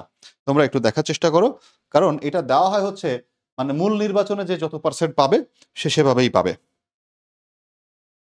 তো আনুপাতিক বর্তমান বাংলাদেশে একটা আনুপাতিক নির্বাচন দেওয়ার জন্য দাবি তোলা হচ্ছে যে আমরা একটা আনুপাতিক ইলেকশন দিব, মানে যেই দল যত পার্সেন্ট ভোট পাবে তাদেরকে ততগুলো আসন দেওয়া হবে।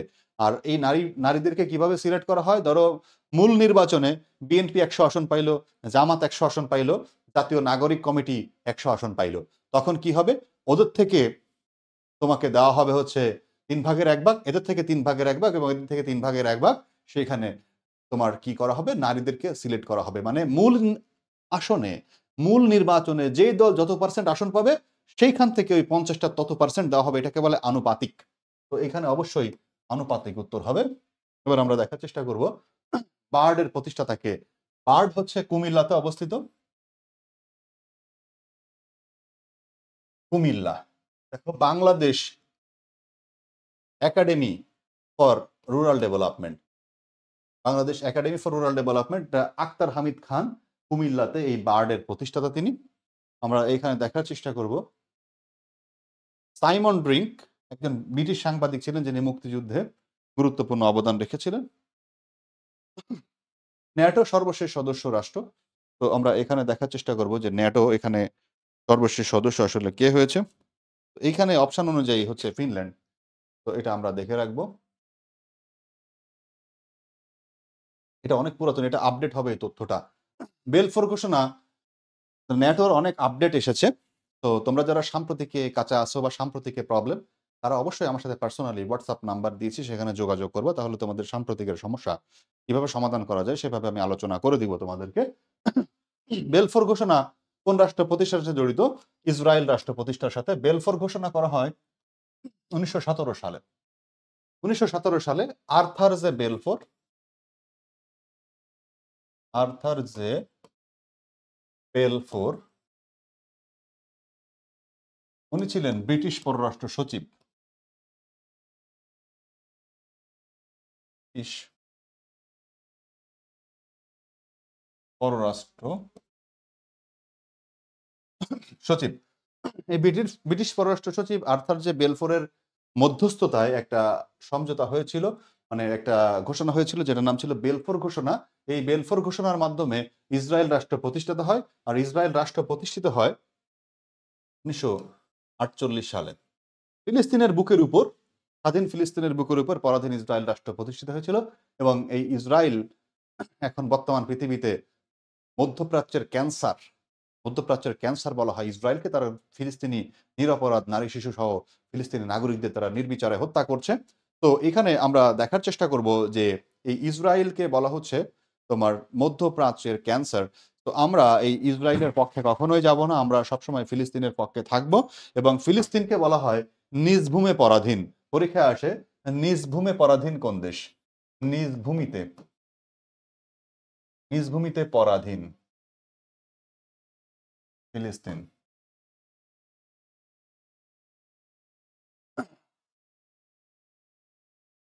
নিজ ভূমিতে পরাধীন রাষ্ট্র হচ্ছে ফিলিস্তিন। রুমানা ইসলাম কমেন্ট করেছে G K boss Labib sir, thank you Rumana ইসলাম।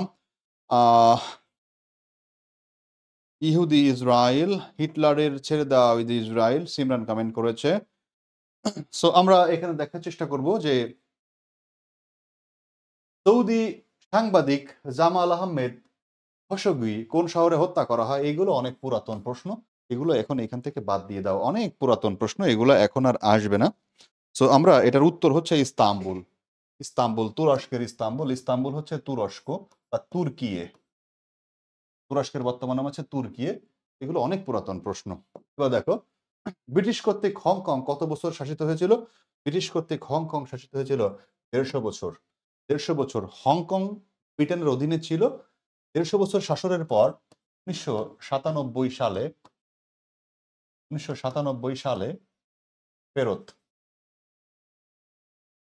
1997 সালে ফেরত দিছে আফিম যুদ্ধে হেরে যাওয়ার কারণে। কোন যুদ্ধে হেরে যাওয়ার কারণে? আফিম আফিম যুদ্ধে হেরে গিয়ে চীন 150 বছরের জন্য হংকংকে ব্রিটেনের কাছে লিজ দিতে বা ভাড়া দিতে বাধ্য হয়। এই 150 বছর শাসন করার পরে হংকংকে চীনের কাছে ফেরত দিছে ব্রিটেন 1997 সালে। তো এই তথ্যগুলো মনে রাখার চেষ্টা করবা। এবার আমরা দেখবো পৃথিবীর সর্বশেষ ইসলামিক প্রজাতান্ত্রিক রাষ্ট্র কোনটা? পৃথিবীতে সর্বশেষ ইসলামিক প্রজাতান্ত্রিক, তো এইখানে যে রাষ্ট্রগুলো রয়েছে তার ভিতরে ইসলামিক রাষ্ট্রই আছে একটা। তো আমরা দেখার চেষ্টা করব ইসলামিক প্রজাতন্ত্র হচ্ছে ব্রুনাই।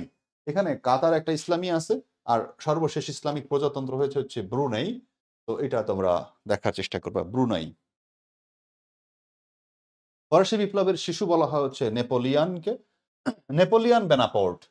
নেপোলিয়ন বেনাপোর্ট 1804 সালে ফ্রান্সের রাজা হন, ফ্রান্সের সম্রাট, ফ্রান্সের সম্রাট হন। তিনি নিজেকে নিজে ফ্রান্সের সম্রাট দাবি করেছিল।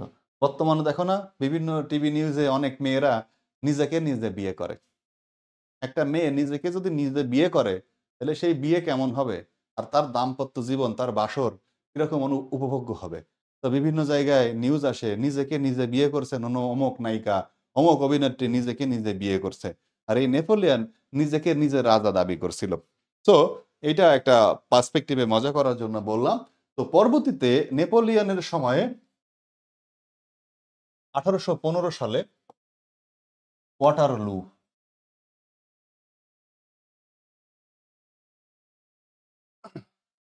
ওয়াটারলু যুদ্ধ হয়েছিল। ওয়াটারলু হচ্ছে বেলজিয়ামের একটা গ্রাম। এই ওয়াটারলু যুদ্ধ হয়েছিল নেপোলিয়নের সাথে এবং ব্রিটেনের একজন সেনাপ্রধান ডিউক অফ ওয়েলিংটনের মধ্যে। তো নেপোলিয়ন এই যুদ্ধে হেরে যায় এবং 1815 সালে নেপোলিয়নকে সেন্ট হেলেনা সেন্ট হেলেনায় 1815 সালে তাকে নির্বাসন দেওয়া হয়। সেন্ট হেলেনায় নির্বাসন, এবং নির্বাসিত অবস্থায় 1821 সালে মারা যায়। 1821 সালে নেপোলিয়ন মারা যায় নির্বাসিত থাকা অবস্থায়। তো আমরা এটা দেখার চেষ্টা করব, নেপোলিয়নকে ফরাসি বিপ্লবের শিশু বলা হয়।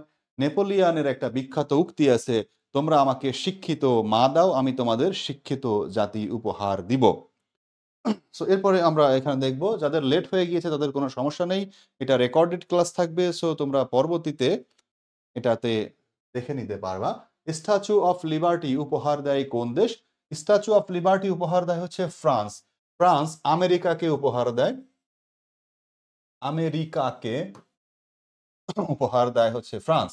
আমেরিকার স্বাধীনতার 100 বছর পূর্তি উপলক্ষে 1883 আমেরিকার স্বাধীনতা উপলক্ষে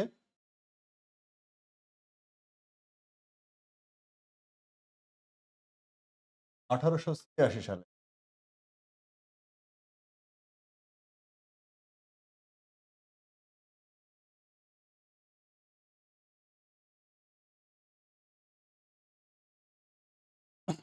1886 সালে এটা আমেরিকাকে উপহার দেয় ফ্রান্স। কিন্তু আমেরিকা স্বাধীনতা লাভ করেছিল 1773 সালে। তো সেই হিসাব করলে 110 বছর হয়। তো 110 বছর বয়সে দিছে, বাট 100 বছর পূর্তি উপলক্ষে দিছে। তোমরা অনেক সময় দেখবা যে বিভিন্ন সময় স্বাধীনতা দিবস উপলক্ষে আলোচনা সভা হয় স্বাধীনতা দিবসের 2 দিন পরে। তো সেইভাবে 100 বছর পূর্তি উপলক্ষে এই স্ট্যাচু অফ লিবার্টি, বিশাল বড় একটা মূর্তি, এটা কিন্তু তারা আমেরিকাকে উপহার দিয়েছিল। দ্বিতীয় বিশ্বযুদ্ধ শুরু হয়। তো দ্বিতীয় বিশ্বযুদ্ধ শুরু হয় 1939 সালে। 1939 সালের 1 সেপ্টেম্বর দ্বিতীয় বিশ্বযুদ্ধ শুরু হয় এবং দ্বিতীয় বিশ্বযুদ্ধ শেষ হয় 1945 সালে। তো দ্যাটস ওয়াই এটা আমাদের জন্য সহজ প্রশ্ন।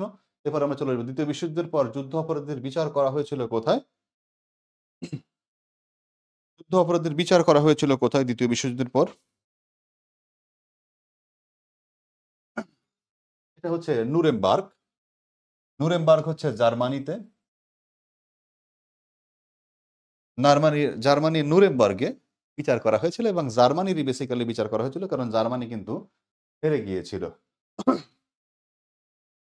কিয়োটো প্রোটোকল প্রত্যাহার করে নেয় কোন দেশ? এই প্রশ্নটা বেশ খানিকটা পুরাতন প্রশ্ন। এটা এখন ব্যাকডেটেড প্রশ্ন হয়ে গিয়েছে। তারপরও এখানে উত্তর হচ্ছে কানাডা। এটা তোমরা মনে রাখবা, এটা আপাতত মুখস্থ করার দরকার নাই। এবার আমরা দেখার চেষ্টা করব মুক্তিযুদ্ধে বিরোধিতাকারী দেশ নিচের কোনগুলো। তো মুক্তিযুদ্ধে বিরোধিতা করছে কোন দেশ? মুক্তিযুদ্ধে বিরোধিতাকারী দেশ কোনটি? তো এখানে যারা আছে তাদের ভিতর যুক্তরাষ্ট্র হচ্ছে বিরোধিতা করেছে, এই বাকি তিনটা সহায়তা করেছে। তো তোমরা এখানে নোট লিখবা যে মুক্তিযুদ্ধে বাংলাদেশের বিরোধিতা করেছে যুক্তরাষ্ট্র, পক্ষে ছিল যুক্তরাজ্য, সোভিয়েত ইউনিয়ন এবং ভারত। এভাবে লিখে তোমরা নোট করে ফেলতে পারো। এরপরে আমরা দেখব কনসার্ট ফর বাংলাদেশ কোথায় আয়োজন করা হয়। এই একই প্রশ্ন কিন্তু আমরা একটু আগে আলোচনা করেছি, মেডিসন স্কয়ারে, যুক্তরাষ্ট্র। তো সেই প্রশ্ন আবারও দেখলাম, মুক্তিযুদ্ধের সময় আয়োজিত কনসার্ট ফর বাংলাদেশ অনুষ্ঠিত হয় কবে? এই প্রশ্নটা একটা গুরুত্বপূর্ণ প্রশ্ন, স্পেসিফিক তারিখ সহ দেওয়া আছে। তো কনসার্ট ফর বাংলাদেশ আয়োজন করা হয় কবে? দেখো 1 আগস্ট। এই উত্তর করেছো সিমরান রহমান এ। তো দ্যাটস ওয়াই এটা খুবই গুরুত্বপূর্ণ উত্তর। কনসার্ট ফর বাংলাদেশ সম্পর্কে আগেও একটা প্রশ্ন ছিল, সেটা কিন্তু আমরা আলোচনা করেছি। তো এখানে উত্তর হচ্ছে 1 August. Concert for Bangladesh, concert for বাংলাদেশের সেতার বাদক ছিল হচ্ছে পণ্ডিত রবিশঙ্কর। উপমহাদেশের সবচেয়ে বিখ্যাত সেতার বাদক ছিল, সেটা কিন্তু একটু আগে আমরা পড়েছি। তো এখানে উত্তর কিন্তু সি নাম্বার হবে, কারণ কনসার্ট ফর বাংলাদেশের সেতার বাদক কে ছিলেন? সেতার বাদক হচ্ছে রবিশঙ্কর। তিনি তোমার হচ্ছে যে উপমহাদেশের সবচেয়ে বিখ্যাত সেতার বাদক ছিলেন। এবার দেখো আমরা এখানে দেখার চেষ্টা করছি যে সেপ্টেম্বর অন যশোর রোড কবিতা কে লিখেছেন? অ্যালেন গিনেসবার্গ। তিনি একজন মার্কিন কবি ছিলেন। মার্কিন যুক্তরাষ্ট্রের একজন কবি ছিলেন অ্যালেন গিনেসবার্গ। তিনি কিন্তু এই সেপ্টেম্বর অন যশোর রোড কবিতাটা লিখেছিলেন অ্যালেন গিনেসবার্গ। তো এইটা কিন্তু একটা গুরুত্বপূর্ণ প্রশ্ন। এবার দেখো আমরা চলে আসবো বীর প্রতীক খেতাবপ্রাপ্ত একমাত্র বিদেশি নাগরিক কে? ওডারল্যান্ড। ওডারল্যান্ড, হোয়াইল, WH ওডারল্যান্ড বা হোয়াইল হোমার, হোয়াইল হোমার, হোয়াইল হোমার ওডারল্যান্ড, WH ওডারল্যান্ড বা হোয়াইল হোমার ওডারল্যান্ড, তিনি কিন্তু একমাত্র বিদেশি খেতাবপ্রাপ্ত মুক্তিযোদ্ধা ছিলেন। তিনি নাগরিক, অস্ট্রেলিয়ার নাগরিক, অস্ট্রেলিয়ান নাগরিক, বাট জন্ম নেদারল্যান্ড।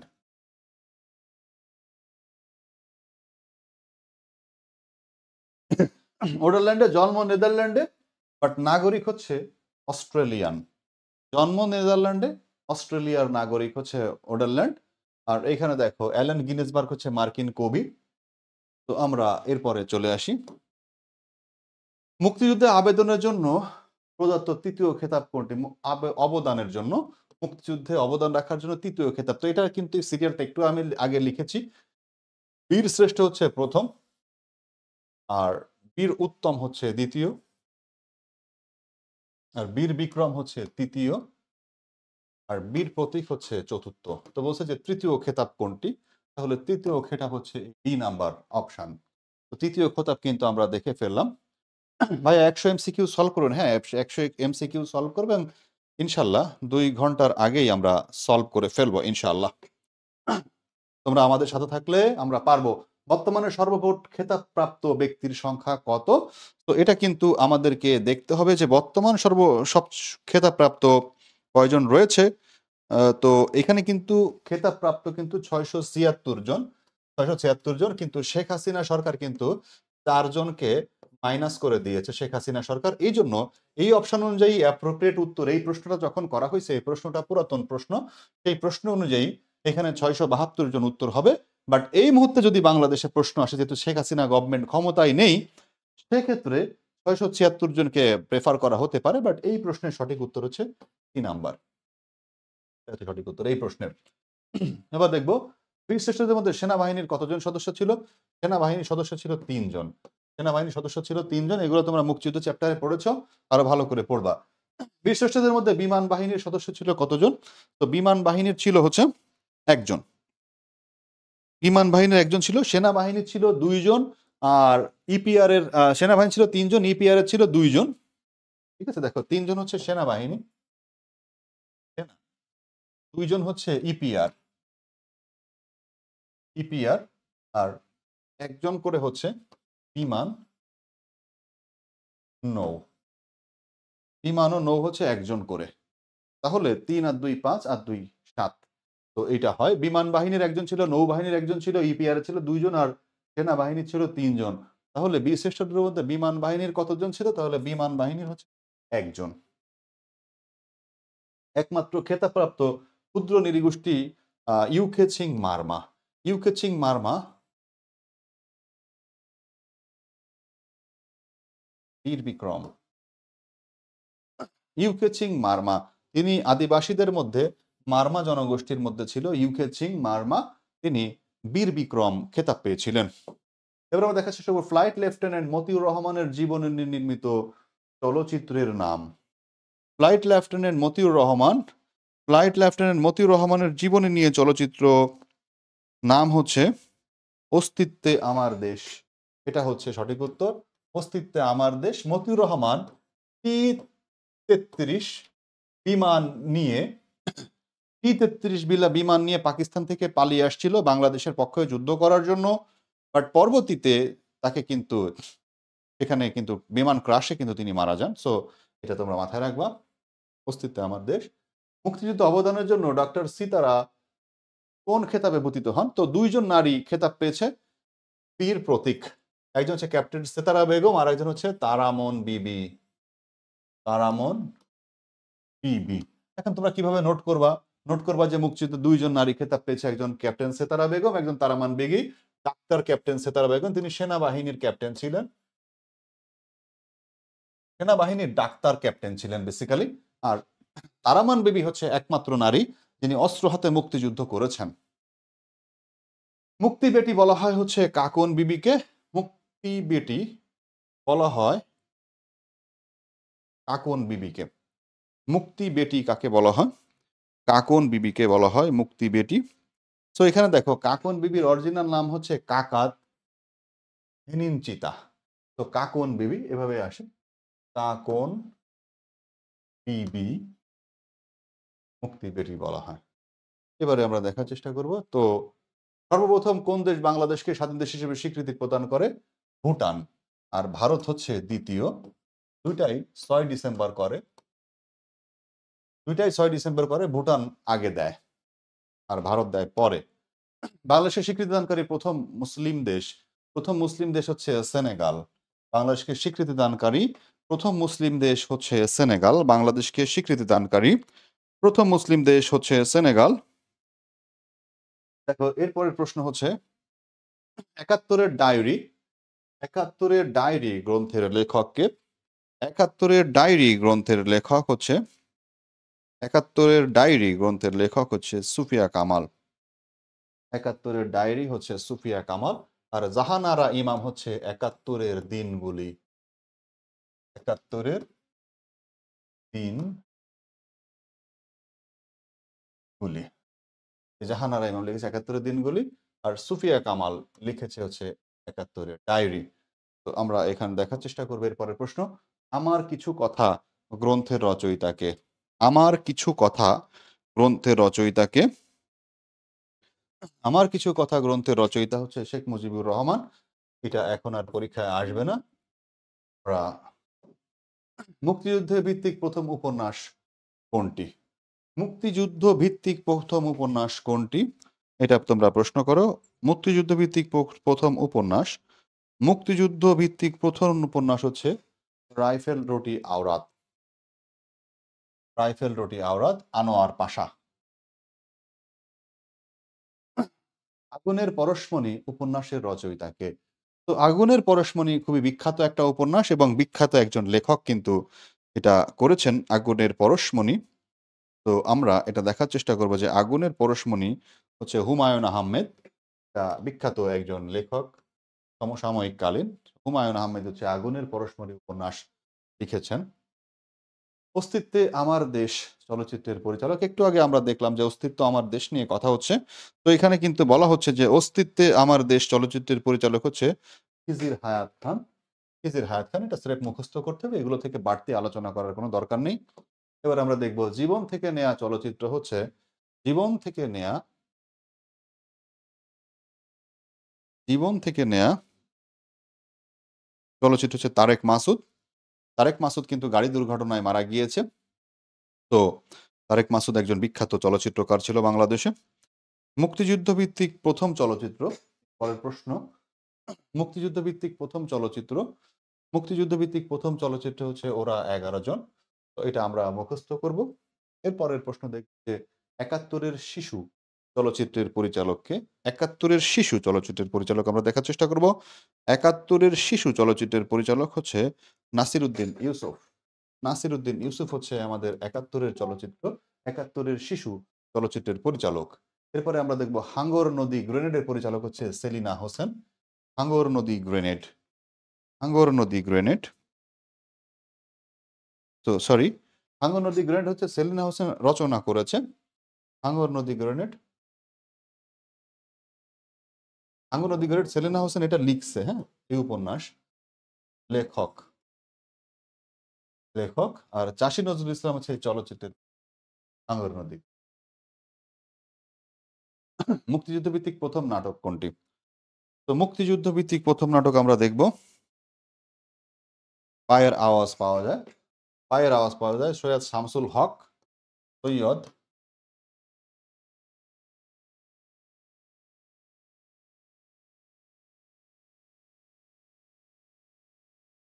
সৈয়দ শামসুল হক হচ্ছে পায়ের আওয়াজ পাওয়া যায়।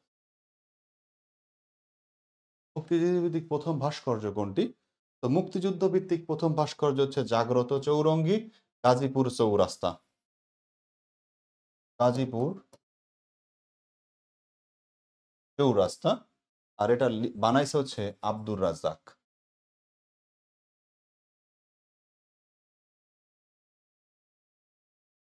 আব্দুর রাজ্জাক, এটা বানাইছে হচ্ছে 1973 সালে আব্দুর রাজ্জাক। আর অপরাজয় বাংলা হচ্ছে ঢাবিতে, ঢাবিতে এটা শিক্ষা প্রতিষ্ঠানে নির্মিত প্রথম, শিক্ষা প্রতিষ্ঠানে নির্মিত প্রথম ভাস্কর্য অপরাজয় বাংলা 1979 সাল। অপরাজয় বাংলা বানাইছে সৈয়দ আব্দুল্লাহ আব্দুল্লাহ খালেদ, সৈয়দ আব্দুল্লাহ খালেদ এই অপরাজয় বাংলা বানাইছে। শিখা অনির্বাণ কোথায় অবস্থিত? তো শিখা অনির্বাণ আর শিখা চিরন্তন দুটো আছে, এটা তোমাদেরকে মনে রাখতে হবে। তো শিখা অনির্বাণ হচ্ছে ঢাকা সেনানিবাসে, আর সোহরাওয়ার্দী উদ্যানে হচ্ছে শিখা চিরন্তন।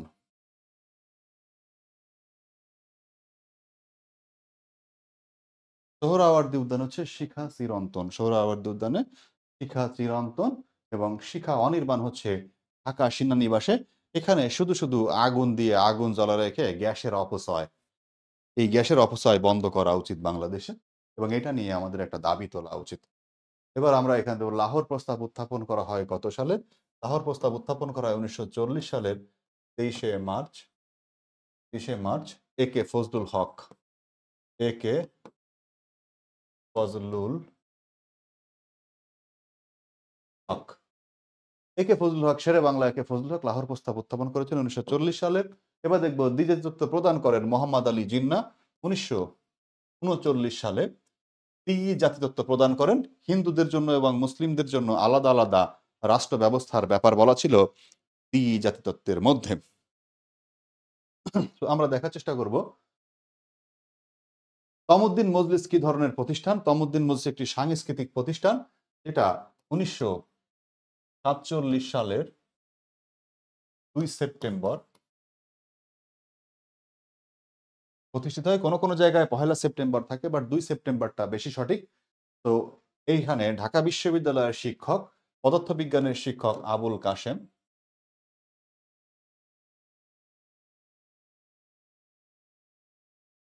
ঢাকা বিশ্ববিদ্যালয়ের পদার্থবিজ্ঞানের শিক্ষক আবুল কাশেম তিনি এটা প্রতিষ্ঠা করেছিলেন এবং পরীক্ষায় আসে ভাষা আন্দোলন গুরুত্বপূর্ণ ভূমিকা পালন করেছিল কোন প্রতিষ্ঠান?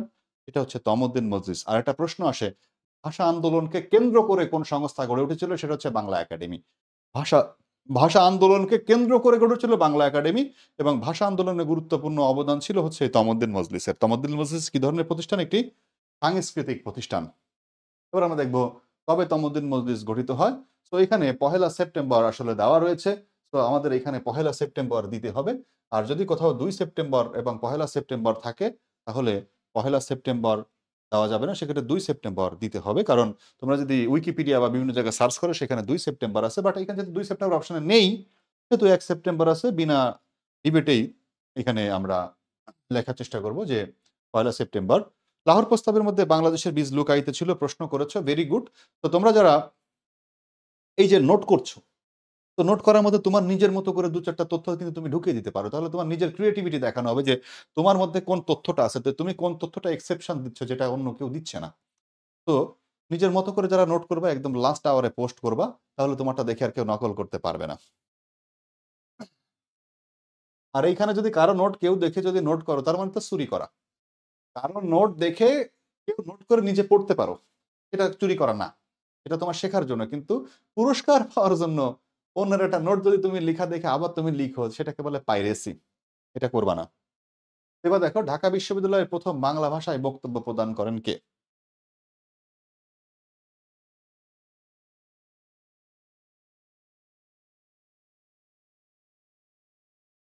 অধ্যাপক আবুল কাশেম, ঢাকা বিশ্ববিদ্যালয়ের পদার্থবিজ্ঞানের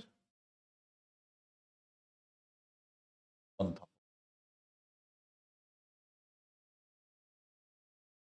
ঢাকা বিশ্ববিদ্যালয়ের পদার্থবিজ্ঞানের অধ্যাপক ছিলেন অধ্যাপক আবুল কাশেম। তিনি ঢাকা বিশ্ববিদ্যালয়ে ১ম বাংলায় বক্তব্য দিয়েছিলেন এবং তিনি কিন্তু এই তমদ্দিন মজলিস প্রতিষ্ঠা করেছিলেন। ৮৭ এ যারা কমেন্ট করেছে তাদের সবার উত্তর সঠিক। রাষ্ট্রভাষা সংগ্রাম পরিষদ গঠন করা হয় কবে? রাষ্ট্রভাষা সংগ্রাম পরিষদ গঠিত হয় কবে? সেটা তোমরা দেখার চেষ্টা করো।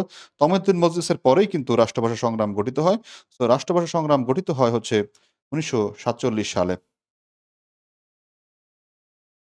এই রাষ্ট্রভাষা সংগ্রাম পরিষদটা ১ম এ ৪৭ সালে। আর যদি বলা যায় সর্বদলীয় রাষ্ট্রভাষা সংগ্রাম পরিষদ তাহলে হচ্ছে ৪৮ সালে। সর্বদলীয় উল্লেখ থাকলে ৪৮ সালে। সর্বদলীয় কেন্দ্রীয় রাষ্ট্রভাষা সংগ্রাম থাকলে সেটা আরো পরে। এবার আমরা দেখার চেষ্টা করব ভাষা আন্দোলন নিহত একমাত্র ঢাকা বিশ্ববিদ্যালয়ের ছাত্র কে ছিলেন? তো এটা খুবই গুরুত্বপূর্ণ প্রশ্ন। ভাষা আন্দোলন নিহত ঢাকা বিশ্ববিদ্যালয়ের ছাত্র ছিল আবুল বরকত। ভাষা শহীদ। তো ভাষা আন্দোলনে ঢাকা বিশ্ববিদ্যালয় থেকে শহীদ হয়েছিলেন আবুল বরকত। এবার দেখব ১ম ভাষা শহীদ কে ছিলেন? তাহলে ১ম ভাষা শহীদদের মধ্যে ভাষা আন্দোলনের শহীদদের মধ্যে ১ম কে মারা গেছেন? রফিক উদ্দিন আহমেদ হচ্ছে ১ম মারা গেছেন। ভাষা আন্দোলনের ১ম শহীদ ছিলেন রফিক উদ্দিন আহমেদ। এবার আমরা দেখব ১ম শহীদ মিনার কবে নির্মাণ করা হয়? ১ম যে শহীদ মিনারটা নির্মাণ করা হয়েছিল সেটা কিন্তু পুলিশ ভেঙে ফেলেছিল। তো ১ম শহীদ মিনার কবে নির্মাণ করা হয়?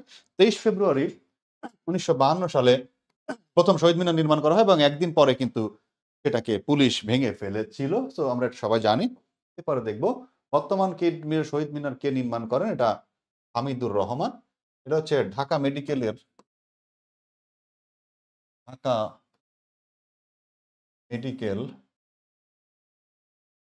কলেজ সংলগ্ন।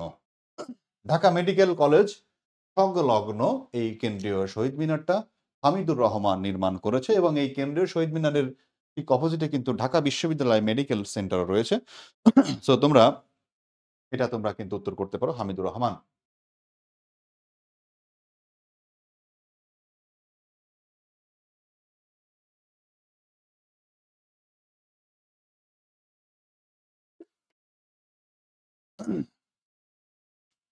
এরপরের প্রশ্ন তোমরা উত্তর করো।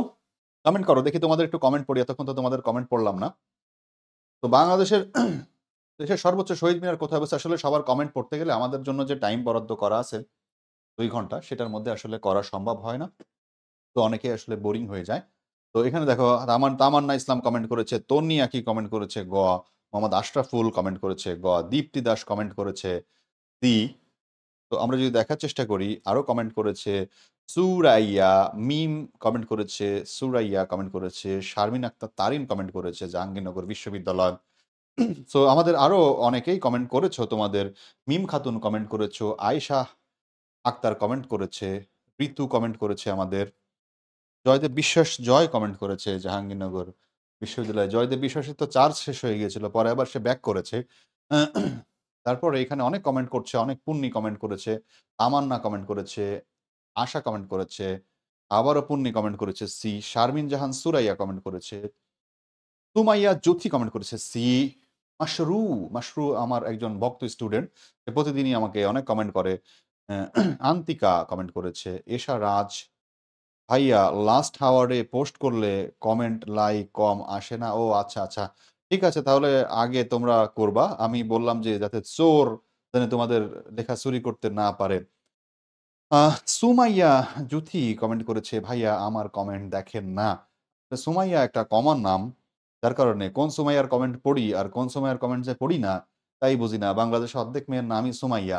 রিয়া মনি কমেন্ট করেছে, শারমিন কমেন্ট করেছে, মৌলানা ভাসানী, ফজলা, হোসেন সরদ্দি এদের এত অবদান, তবু বইতের অবদানের কথা জাস্ট কম বললে চলবে। এখন নতুন বাংলাদেশ, নতুনভাবে বাংলাদেশের ইতিহাস লেখা হবে, সেখানে তাদের অবদান লেখা থাকবে। বাংলাদেশে যারা ফাউন্ডিং ফাদার রয়েছেন, মিতু আক্তার কমেন্ট করেছেন, আমারটা বললেন না? হ্যাঁ, বলে ফেললাম। জয়দেব ভাইয়া চার্জ লাগিয়ে ক্লাস করছি, থ্যাংক ইউ জয়দেব, তোমার এই ডেডিকেশনের জন্য। তোমার ভালো কোনো মেডিকেলে চান্স হয়ে যাক, ভালো কোনো নার্সিং এ চান্স হয়ে যাক, সেটাই তোমাদের জন্য দোয়া রইল। অনিহা কমেন্ট করেছে আমাদের, নাম বললেই তো ভাল লাগে না। তো নাম বললেই তো ভাল লাগে না মানে নাম না বললেই বুঝিনি। তার আমার নাম শাম্মী, শারমিন না। ও আচ্ছা আচ্ছা, শাম্মী আক্তার, একসাথে তোমার নামের মধ্যে কোনো স্পেস নেই। নাম বললে ভালোই লাগে ভাইয়া। তো শারমিন জাহান সুরাইয়া, তোমার নাম বলে ফেললাম, তুমি এখন খুশিতে একটা ড্যান্স দাও। মাশরু কমেন্ট করেছে সি, স্বর্ণা আহমেদ কমেন্ট করেছে, ভাইয়া আমার কমেন্ট পড়েন না। হাসনা আক্তার তানিয়া, ভাইয়া আমার কমেন্ট দেখে না। তামান্না আক্তার, মাশরু, নাম বললেই ভালো লাগে, ভাইয়া আমার কমেন্ট দেখে না। তামান্না ইসলাম, কয়েকবার করে দেখে ফেললাম, আমার দেখে না। অনিহা, অনিহা যার নাম, তার নাম তার কমেন্ট দেখায় আমার অনিহা রয়েছে, ভাইয়া আমার কমেন্ট পড়ে না। সুমাইয়া, দুনিয়ার সুমাইয়া সব এখানে। শাকেরা সুমা, আগে বাকি আমি বাকি রয়ে গেলাম। শাকেরা, তোমার কমেন্ট পড়ে ফেললাম। লাইক কমেন্ট কম হলে ১, ২, ৩ হয়ে যাবে না। তো আমরা অবশ্যই কোয়ালিটি দেখব। ভাইয়া লাস্ট প্রশ্ন আছে ৯৩ এমসিকিউ। তো ৯৩ এমসিকিউ লাস্ট পর্যন্ত না, আমাদের আরো রয়েছে। ভাইয়া আমার কমেন্ট পড়েন। আরোহী ইসলাম কমেন্ট করেছে, আরোহী নিশ্চয়ই একটা ফেক নাম নিশ্চয়ই। সিমরান রহমান, নাম বললে নিজেকে বড় বড় লাগে এই আর কি। ঠিক আছে সিমরান, যখন তুমি চান্স পেয়ে যাবে মেডিকেলে তখন তোমার আরো বড় লাগবে, এবং যখন বাচ্চা ডেলিভারি করাইতে আসবে তখন মিষ্টি খাওয়ার টাকা আছে, অনেক টাকা ইনকাম করতে পারবা। তো ভাইয়া আমার নাম বলেন না কেন? সাদিয়া ইসলাম, সাদিয়াও একটা কমন নাম। রোজা ইসলাম, আসসালামু আলাইকুম। ওয়ালাইকুম আসসালাম রোজা ইসলাম। আমি চার্জ লাগায় পড়তেছি আলামিন। সোয়া মেহজাবিন ভাইয়া নেক্সট। ঠিক আছে ভাই, এবার আমরা নেক্সটে চলে যাই। দেখো এখানে বলছি দেশের সর্বোচ্চ শহীদ মিনার হচ্ছে জাহাঙ্গীরনগর বিশ্ববিদ্যালয়। সো তোমাদের একটু রিফ্রেশ দিলাম, তোমাদের কিছু কমেন্ট পড়ে নিলাম। ভাষা আন্দোলনের প্রথম উপন্যাস, ভাষা আন্দোলনের প্রথম উপন্যাস, ভাষা আন্দোলনের প্রথম উপন্যাস হচ্ছে আরেক ফাল্গুন। আরেক ফাল্গুন ভাষা আন্দোলন, জহির রায়হান এটা লিখেছে। জহির রায়হান,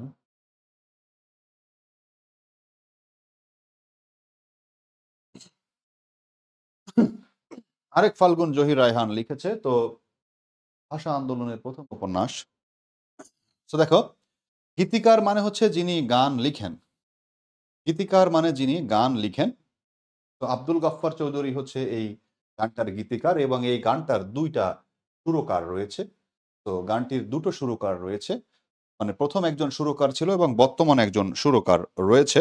তো এখানে প্রশ্ন করেছে আমার ভাইয়ের গানটির প্রথম সুরকার। তো প্রথম সুরকার হচ্ছে আব্দুল লতিফ, তিনি হচ্ছেন প্রথম, আর আলতাফ মাহমুদ হচ্ছে বর্তমান বর্তমান সুরকার হচ্ছে আলতাফ মাহমুদ।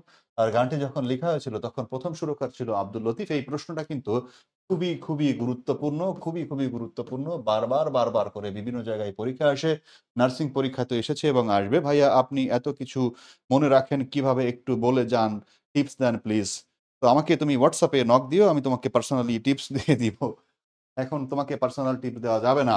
আমার ভাইয়ের রক্তে রাঙানো গানটির প্রথম সুরকার হচ্ছে এখানে Abdul Latif.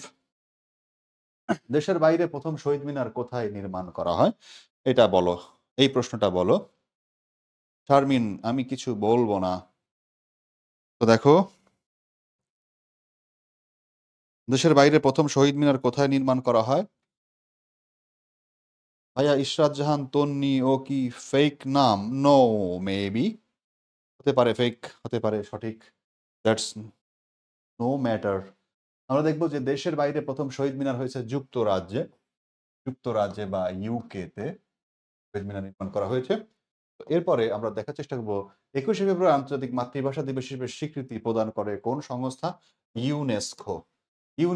United Nation Educational Scientific and Cultural Organization, এটা 1999 সালে স্বীকৃতি দিয়েছে এবং 21শে ফেব্রুয়ারিকে আন্তর্জাতিক মাতৃভাষা দিবস হিসেবে পালন করা হয় হচ্ছে 2000 সাল থেকে। 2000 সাল থেকে এটা পালন করা হয় আন্তর্জাতিক মাতৃভাষা দিবস হিসেবে।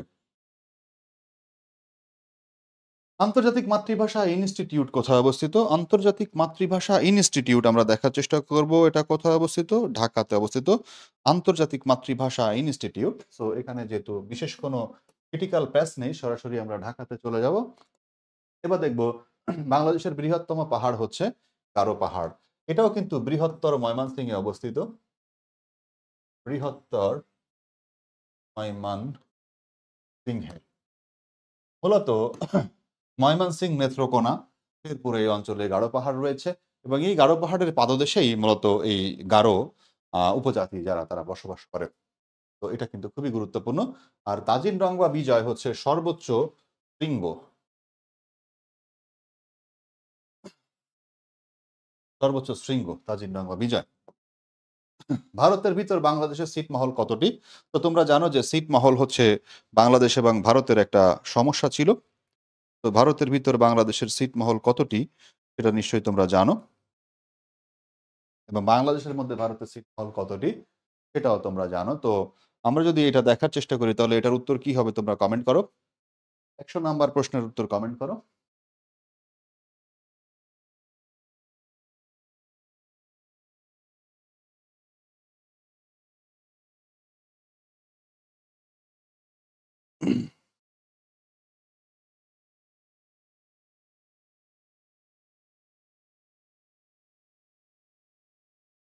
বি হবে 51টি। ঠিক আছে, তো এরপরে আরো কিছু এমসিকিউ সলভ আমাদের রয়েছে। পাহাড়ের রানী বলা হয় হচ্ছে চিম্বুক পাহাড়কে। চিম্বুক পাহাড় হচ্ছে বান্দরবান।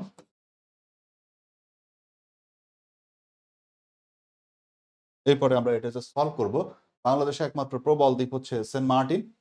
বাংলাদেশের একমাত্র প্রবাল দ্বীপ হচ্ছে সেন্ট মার্টিন। সেন্ট মার্টিনের সম্পর্কে আমরা বলেছি 8 বর্গ কিলোমিটার হচ্ছে তার দৈর্ঘ্য। সেন্ট মার্টিন হচ্ছে কক্সবাজার জেলায় অবস্থিত। এরপর যদি আমরা দেখি কোনটি সাগর কন্যা, তো সাগর কন্যা হচ্ছে পটুয়াখালী বা কুয়াকাটা। তো কুয়াকাটা হচ্ছে সাগর কন্যা। কুয়াকাটা বেসিক্যালি পটুয়াখালী জেলায় অবস্থিত, দ্যাটস ওয়াই এখানে পটুয়াখালী অপশন রয়েছে। এরপর দেখবো নিচের কোনটির পূর্ব নাম ছিল জাহাঙ্গীরনগর। তোমরা জানো যে ঢাকার পূর্ব নাম ছিল জাহাঙ্গীরনগর। ঠিক আছে, সোনারগাঁওয়ের পূর্ব নাম ছিল সুবর্ণগ্রাম।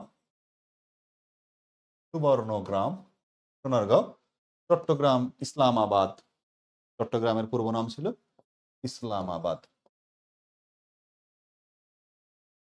বা চট্টগ্রামের পূর্ব নাম ছিল। এবার আমরা দেখার চেষ্টা করব ভাওয়াইয়া কোন অঞ্চলের লোকসঙ্গীত।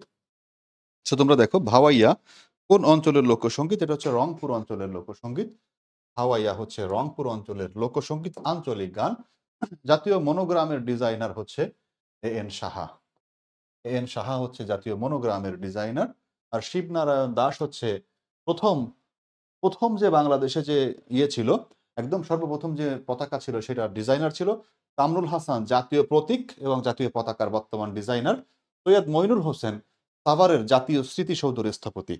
তো তোমরা এগুলো দেখে রাখবা। এ.এন. সাহা হচ্ছে রাষ্ট্রীয় মনোগ্রাম। শিবনারায়ণ দাস হচ্ছে প্রথম যে মাঝখানে যে হলুদ, লালের মাঝখানে যে হলুদ যে মানচিত্র বিশিষ্ট যে পতাকা, সেটা ডিজাইনার ছিল হচ্ছে শিবনারায়ণ দাস। বর্তমান জাতীয় পতাকার ডিজাইনার হচ্ছে কামরুল হাসান এবং বর্তমান জাতীয় প্রতীকেরও ডিজাইনার কামরুল হাসান, মইনুল হোসেন সাভারের জাতীয় স্মৃতিসৌধের স্থপতি। সো এইগুলা যে এক্সট্রা তথ্য বললাম এইগুলোই তোমরা নোট করবা। এবার দেখবো জাতীয় প্রতীকের ডিজাইনার, তো জাতীয় প্রতীকের ডিজাইনার কামরুল হাসান। এরপরে আমরা দেখব জাতীয় প্রতীকে তারকা সংখ্যা কয়টা, তারকা হচ্ছে 4টা, এটা একদম সহজ প্রশ্ন। এরপর দেখব জাতীয় জাদুঘর কোথায় অবস্থিত, তো জাতীয় জাদুঘর হচ্ছে শাহবাগে অবস্থিত। এবার দেখব জাতীয় গ্রন্থাগার কোথায়, জাতীয় গ্রন্থাগার হচ্ছে আগারগাঁওয়ে, জাতীয় গ্রন্থাগার ঢাকার আগারগাঁওয়ে অবস্থিত। জাতীয় পতাকার অনুপাত কত, 10:6, আবার 5:3ও হতে পারে। আবার আমি যদি বলি যে 15, তাহলে 15:9 হতে পারে। মানে এইভাবে অনুপাত আকারে বাড়তে থাকবে। এরপরে আমরা দেখব কোন দেশের পতাকা বাংলাদেশের সাথে সামঞ্জস্যপূর্ণ, তো এখানে আমরা দেখব যে জাপানের পতাকা, জাপান এবং পালাও এদের পতাকা সামঞ্জস্যপূর্ণ। তো আমরা এরপরে যদি দেখার চেষ্টা করি জাতীয় পতাকা উত্তোলন দিবস কবে, জাতীয় পতাকা উত্তোলন দিবস বা জাতীয় পতাকা দিবস হচ্ছে 2রা মার্চ। তো এরপরে যদি এটাই আমাদের সর্বশেষ, এরপরে আমাদের আর নেই। তো পতাকা দিবস হচ্ছে 2রা মার্চ। আসম আব্দুর রব ঢাকা বিশ্ববিদ্যালয়ের কলাভবনের বটতলার সামনে জাতীয় পতাকা উত্তোলন করেছিলেন। তো তোমরা এই সমস্ত রিলেটেড যে কোনো জিনিস তোমরা আমাদের এখানে যে অতিরিক্ত তথ্য দেওয়া রয়েছে সেগুলো তোমরা নোটের মধ্যে নিয়ে আসবা, এবং নিজেদের যদি মনে হয় যে আমি একটা তথ্য জানি সেটাও তোমরা সুন্দর করে নোট করতে পারো, সেই ক্ষেত্রে অন্যদের সাথে তোমার নোটটা এক্সেপশন হবে। তো আজকের মতো তোমাদের জন্য এই পর্যন্তই ছিল। সবার জন্য শুভকামনা। আল্লাহ হাফেজ।